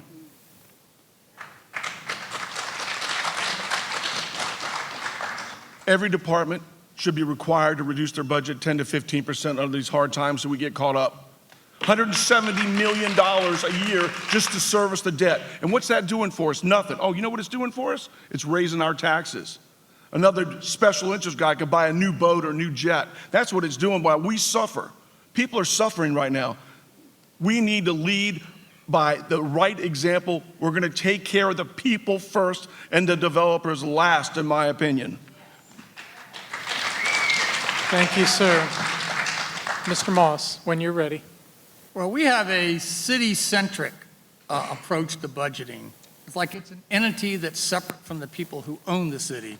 You know, homeowners and renters and commercial property owners also have unfunded maintenance and modernization expenses, and they're not exempt from inflation either. And more importantly, they can't self-insure, so they're dealing with those high vehicle and homeowner insurance rates. So just like the requirements that households and businesses have, the city's capital requirements all will not be met. We need to eliminate vertically cut out the Rudy Loop $60 million park that the residents didn't even want. We need to recoup what we can of the $4 million of design money for a park we couldn't afford to start with, and move that program funding as the first down payment on the asset that we already own that's in place, the aquarium. Now, in this process, people are going to tell you all the words, but the bottom line is we're not going to be able to fund everything that's in the CIP today. And we're going to have to, just like at home, make trade-off decisions and accept risk and make progress on the things that are really important. We're not going to fund a lot of festivals and give grants to football teams and when people are going without meals. This isn't something that we can afford. When you're asking people for the sacrifices they are having to make, you can't be wasting your money this way. But the number one priority of my strategy would be to deliver tax relief in next year's budget and adopt a revenue-neutral real estate tax rate, no matter what that takes. That we reset the operating budget baseline for next year and cap the growth rate in the next 5 years at no more than 3%, and we build a 6-year profile for the operating budget just like we do for the CIP, and we constrain the appetite of government by council leadership. And then we need to go back and look at the CIP and make it work. Thank you. Thank you, sir. And Councilmember Taylor, when you're ready. Thank you. Now it really powered up. That was for you, Kim. All right. Question 3. Again, old policies. It's time for new ideas.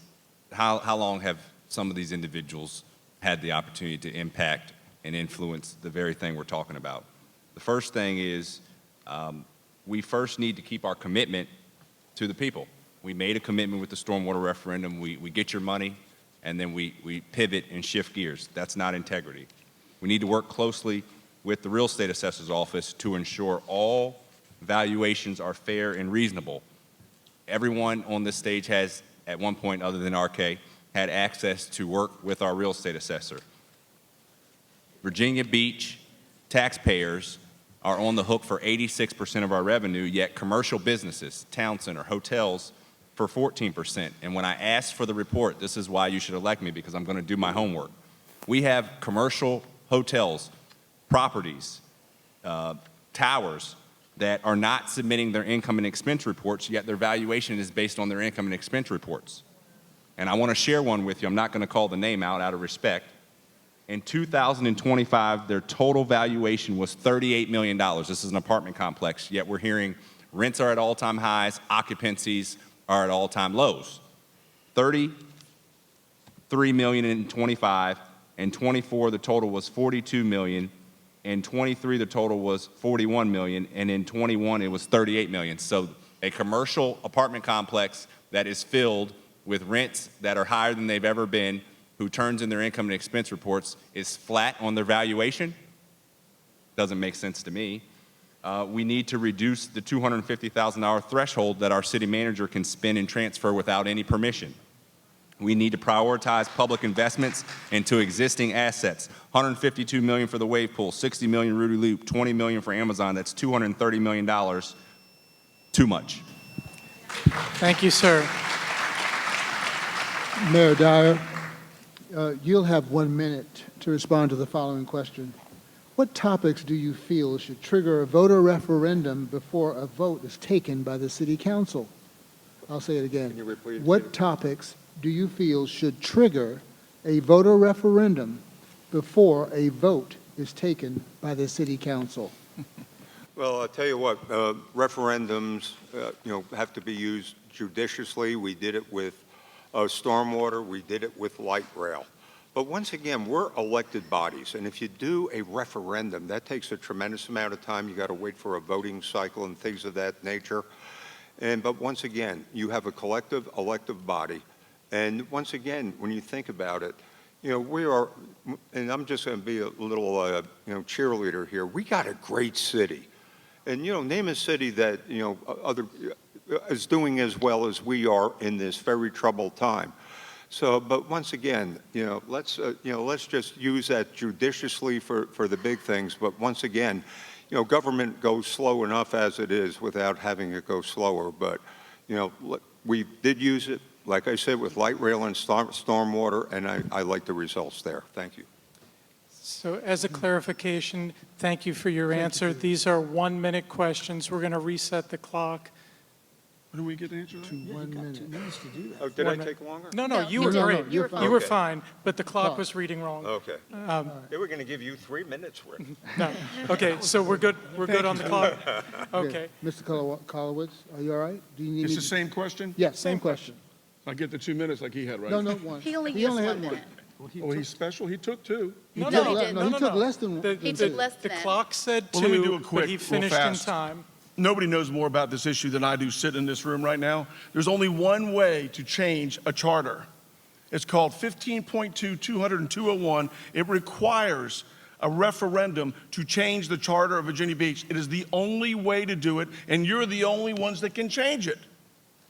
They're not doing that now. So anybody's telling you any different is not following the law.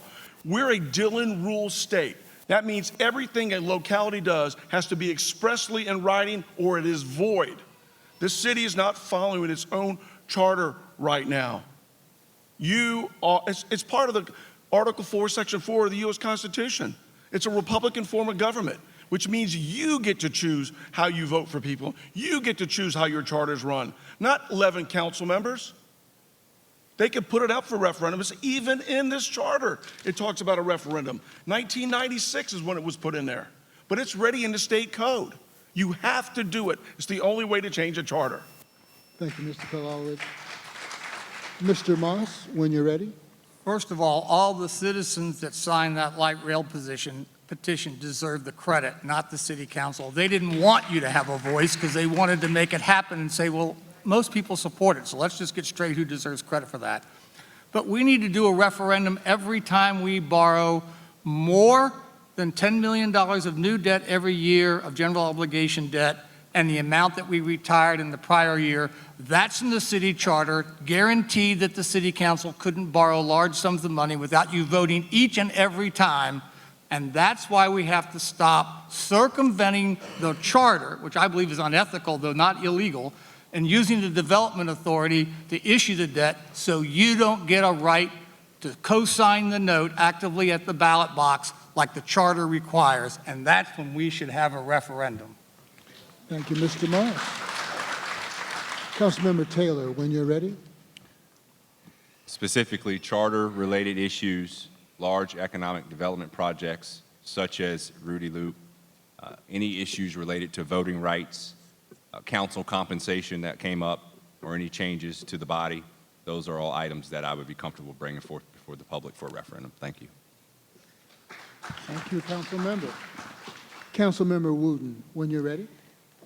One referendum that I can think of, certainly one that involves your tax dollars regarding unfunded parks, maintenance on buildings, modernization plans, also ensuring that your tax dollars would address parks that certainly need to be expanded. And so that's one particular bond referendum I certainly would support, giving you an opportunity to say, because in terms of amenities, your tax dollars certainly do go to quite a bit of these. And so I think it's important for you to have a say-so in making sure that you have the recreational amenities and resources that you need. Thank you. Thank you. Mr. Kowalewicz, this is our final 1-minute question. Is collective bargaining by municipal employees in the best interests of Virginia Beach? In my opinion, absolutely not. I think the city can do a better job making sure their employees are happy. We don't need to go to collective bargaining. We don't need to do it. I think it's a big mistake, and I will not support it. Thank you. Mr. Moss? No. Thank you. Councilman Taylor? Can you repeat the question, please? Yes. Is collective bargaining by municipal employees in the best interests of Virginia Beach? I'm not sure at this time it's in the best interest for the residents or the employees of the city of Virginia Beach, and I'll tell you why since I have a minute. I was fortunate to work at a small company, DuPont Corporation, and we worked with municipalities and organizations around safety culture. One of the key components that you're not hearing about when we talk about collective bargaining is the safety of our employees. How many times have you driven past a waste management or a public utilities truck that's working in your community and there aren't cones surrounding the truck? There's not safety measures in place. We can afford, again, $230 million on fun toys, fun projects. We need to pay our employees a wage that's competitive so they're not leaving our city and going to Wawa. We need to make sure that their families are taken care of, that they're safe. And an issue that has come up recently with our fire, our EMS, and police is when they come to us and they tell us what they need, if we give it to them and it's reasonable, they wouldn't be trying to collectively bargain against us. Thank you. Thank you. Councilmember Wooten? So from hosting a town hall on collective bargaining, here's what I learned. Collective bargaining has a human face. It's the folks who serve us day in and day out, whether it's public safety or city employees that work in dangerous conditions to address issues with our water lines and so on. They pick up our trash. They're firefighters. They put out fires. That's the human face. I also learned that people in the city want to know how much it will cost them. What is the investment? Well, from the information that we have, is $725,000. That's about $1.59 per citizen. And so that's what it's going to take at the initial stages to implement a system like that, that gives the folks who serve this community, the human face that I just talked about, a seat at the table. Why do they need that seat at the table? Well, they don't trust city leadership because of the pay compression issues that they've had in the past and other issues where they need pay and benefits. And so they want a voice and a seat at the table.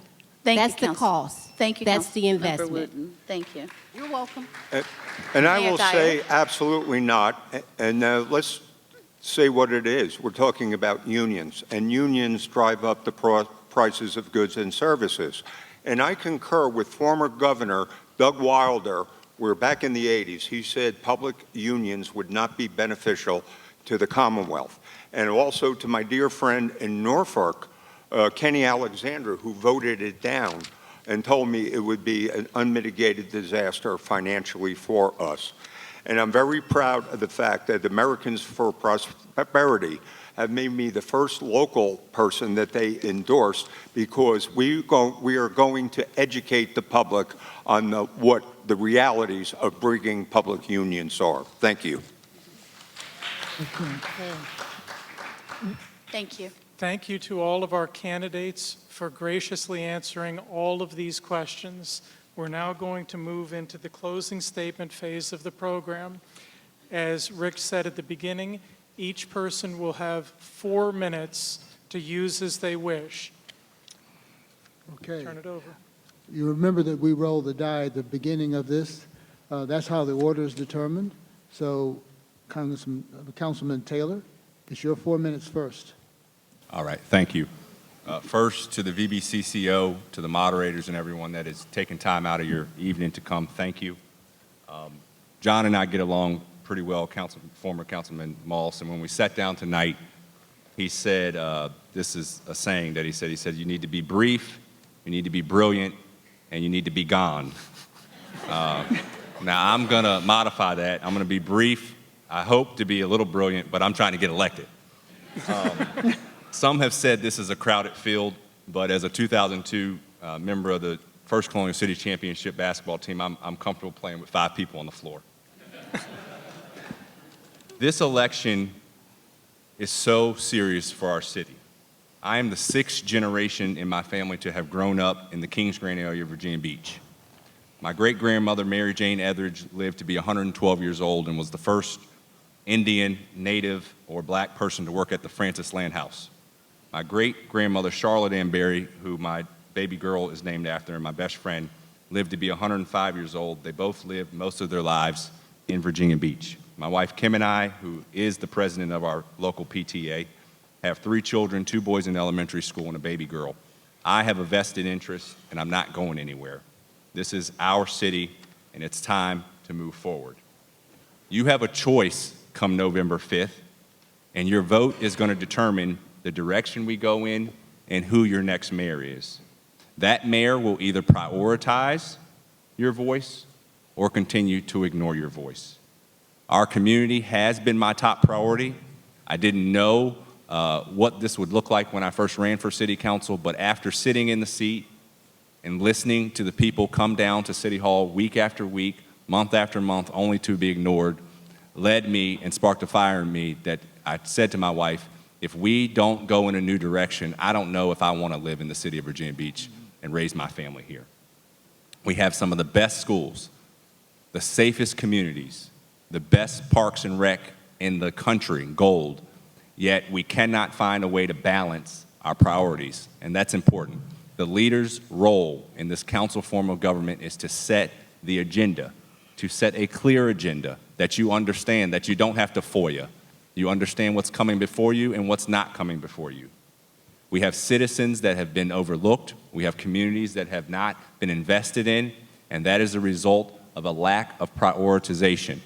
I'm asking for your support as the only candidate that has children in elementary, middle, or high school. That is important because my children are going to the same elementary school that their grandmother integrated, yet on movie night, we don't have a microphone. We got to jimmy rig the laptop to watch a movie. That is not the city that so many people have paid taxes, fought for. We have to have bold leadership that has integrity. We have to have a ceremonial leader that's not afraid to leave the 757 and go talk to some other cities that are doing better, operating better, performing better, because here's the thing. We're not the best. There's always someone that's doing something that you can learn from, and we have been comfortable, we've been complacent, and that is why you see tourism dragging. That's why you see people moving. That's why you see more homeless people. That's why you see kids that don't want to go to school. We have to elect someone that is committed to the vision of Virginia Beach, and that vision is very clear. It's a vision where your voice is the most important, your vote is what's going to matter, and the vision is clear. Your community, which is my community, which is our community, needs to be united so we can move forward. I'm not sponsored or sponsored because it's like NASCAR. I'm not sponsored by the Republicans or the Democrats. I'm running independent, so your voice matters the most. Vote Chris Taylor, November 5th.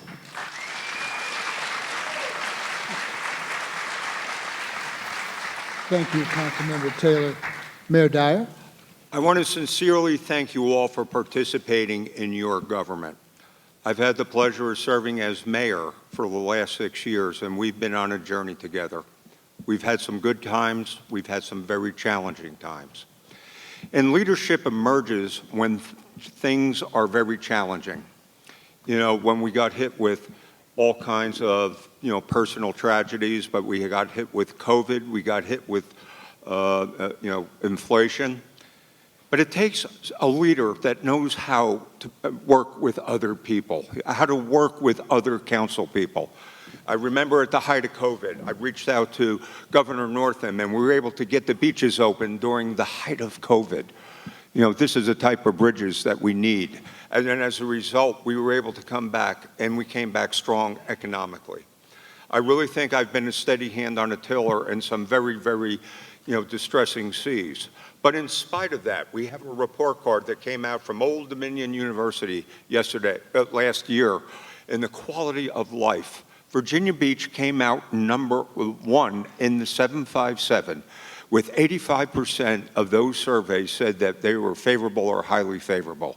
And yes, I do got to do a little bragging. At that time, I came out as the top-rated mayor. But that means nothing. What means what we have to do to move forward and go forward. I am proud of the fact that Americans for Prosperity endorsed me for what they call visionary leadership during challenging times. And I will just say, I'm just going to be a little succinct, because you know my record. You know how we have been. We are a city that people want to come to. Businesses are coming here. Governor Youngkin said that Virginia is now number 1 for business, and a lot of people want to come to Virginia Beach. People are expanding their businesses here and doing remarkable things. And let me just say this, that, my brother was a carpenter before he passed, and he worked for a number of the development communities. And what they do are build our homes, they build our businesses, and they build prosperity for us. And I am very proud of the fact that we are growing as a city, and people are coming back to Virginia Beach. And I just want to say there are a couple reasons to vote for me.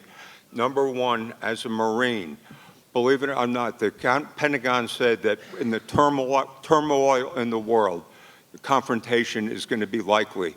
I have had established working relationships with the military since we were on BRAC.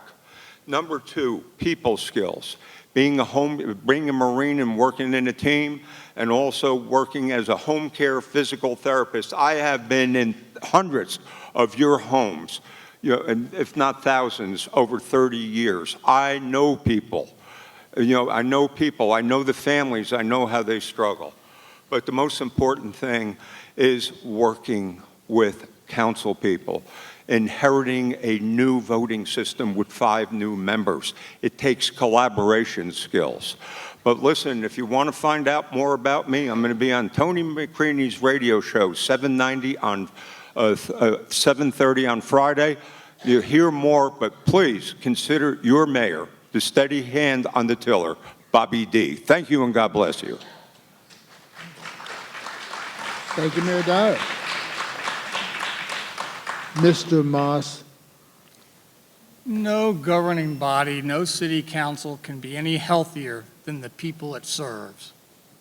And no government that feeds itself first, goes to the well first, drinks from the well first, is doing the right job.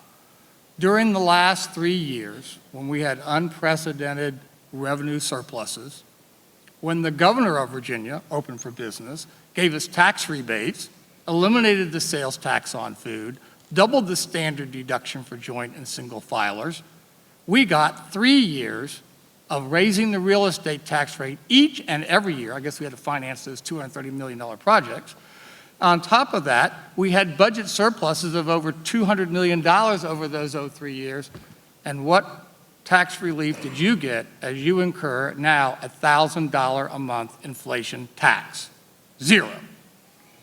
Now, you can talk about hand on the till. I think it was in the till. But the bottom line is we didn't set priorities. We didn't say that the financial health of families, that sacrifice should be equally done.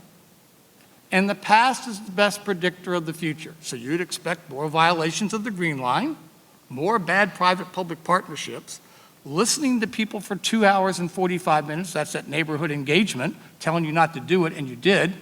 You go over to Windsong Apartments off Pleasure House Road, A36 apartments, 16 neighborhoods and HOAs came and spoke for almost 2 hours, and I didn't hear any of this active listening there. They just got that jam down their throat. I hear all the talk, but there is no proof that there has been a conversion or I have seen the light. I know once some said, I know where you can find Jesus because people in prison always say that's where they found him. So, but my point is, I don't think we've had any conversion here.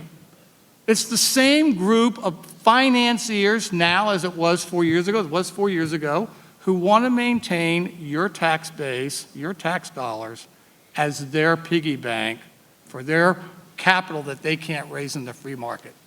I've sat on the stage in 1986 at Kingston Elementary School, and our tax base was 85% residential, 15% commercial.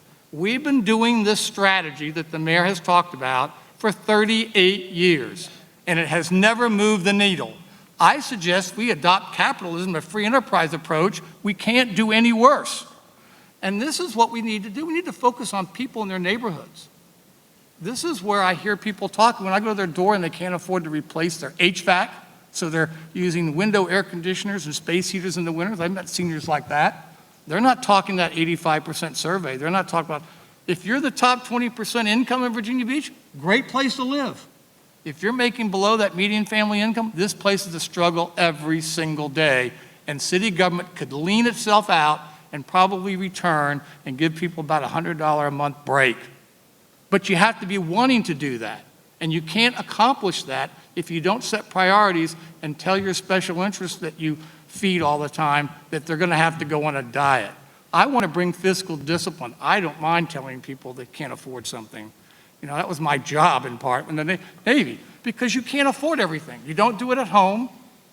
The city just has to manage like we do at home. Make tough choices. But their tough choices since they've been in office is to pass the bill to you so that they don't have to make the tough choices. Just look every year at the end of every budget, a reconciliation, they add not tens of millions, but at least under $20 million of extra spending. And what are they doing? They got their little groups that they're paying their groups to, and that stuff isn't competed. Let's vote for change. John Moss for mayor. Thank you, Mr. Moss. Councilmember Wooten, you're up next. So, we're not a city of yes, because we can't say yes to everything. But we're certainly not a city of no, because on the other hand, we cannot say no to everything.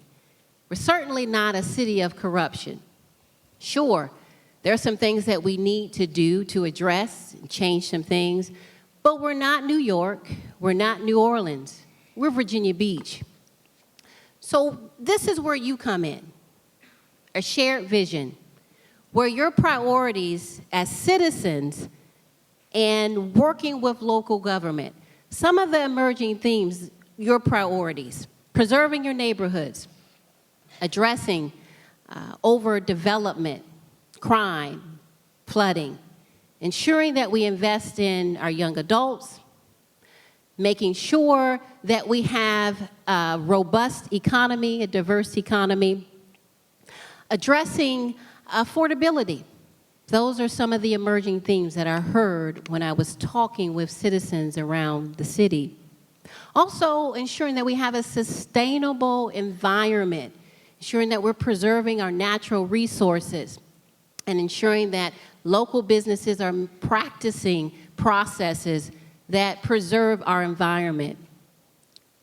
Making sure that we also look at opportunities to make sure our young adults stay here and can afford to live here. And so the shared vision that I'm offering would be placed in a strategic plan. And in that strategic plan, it would be implemented in city departments. Therefore, we could work collaboratively with a shared vision, resident priorities, the local government working together. A shared vision is the most successful vision, studies reveal, because it's a collaborative effort. And so with this shared vision, I'm offering to ensure that everyone is included, rich and the poor, black and white, old, the young, those with disabilities, and also, yes, Republicans, Democrats, independents. City Council is nonpartisan. And so as we look forward to this next election, it's important. I want to earn your vote on November 5th. Early voting has already started. You can actually vote this week. And so for more information about the things that I've done the last 6 years on council, you can go to wootenformayor.com. And you'll learn about how I've led efforts to address homelessness and the disparity study to make sure minority women, service disabled, and other businesses are on the same playing field, addressing disparity. Also having an opportunity to advocate for the first independent citizens review board that is a bridge to bring the community and public safety together. Now, I'll take a moment to also address some of the negativity that you'll hear in ads, because it's coming. You'll hear folks say that I'm not for the police. You'll hear them say that I'm for defunding the police. That's not so. Remember this. I'm the only council person up here, the only candidate that has been a chaplain working with the citizen, working with the police department. And as an elected official, I continue to support the police through budgeting efforts. Thank you. So November 5th, vote Sabrina Wooten for a shared vision for the city of Virginia Beach. Thank you, Councilmember Wilton. Mr. Kalalowicz, you have the last word. So I owned RK Surf Shop for 31 years at the oceanfront. I have hundreds of kids. Some of them still call me this day, asking for my advice. They've heard me speak about politics and other things for a long time. My family was in construction for 75 years, and now I do residential construction and commercial construction. I just did a second floor on Abbey Road restaurant at the oceanfront, no public-private partnership, all done with private money.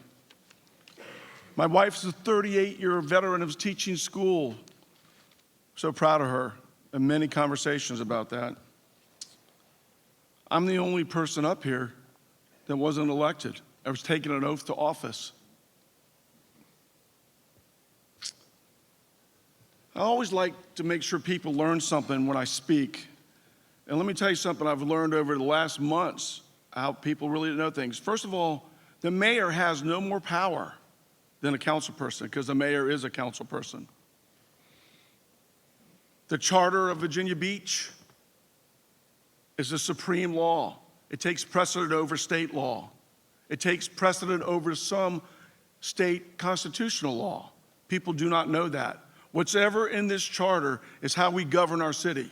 I think we have 233 charters in Virginia.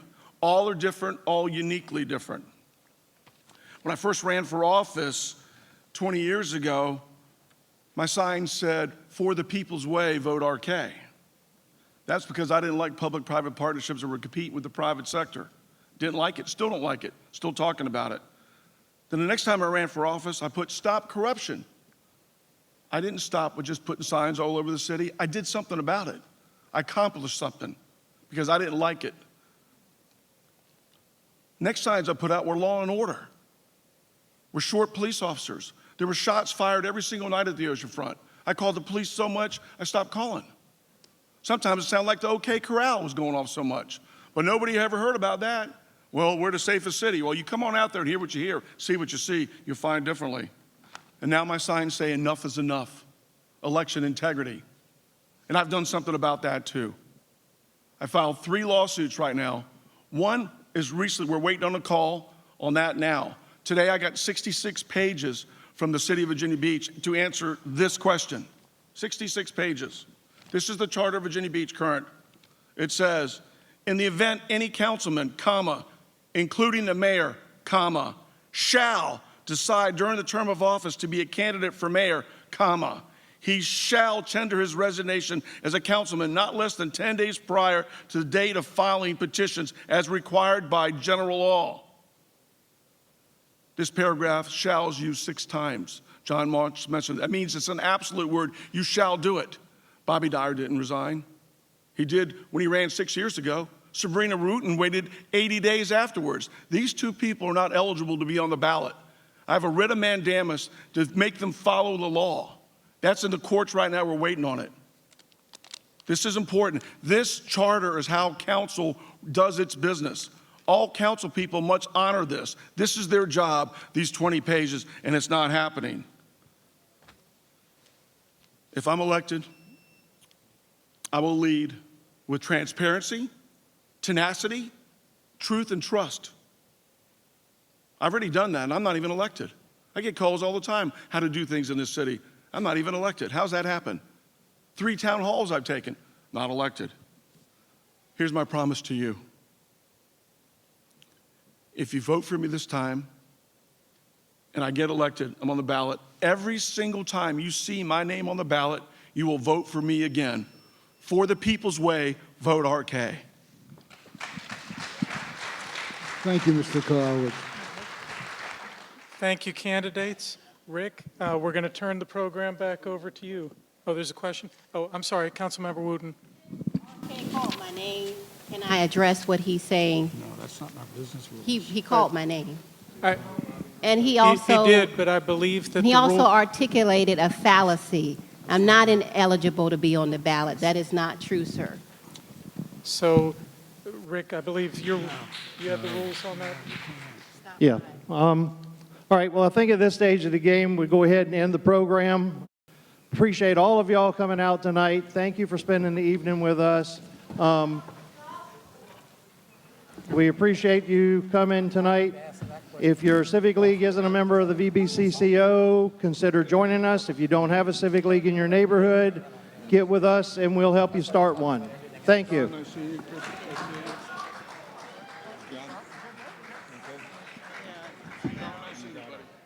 Always good, RK. She had sent me that 66. I'd like to read it. Just got it. This is the fourth one. All right. 66 pages.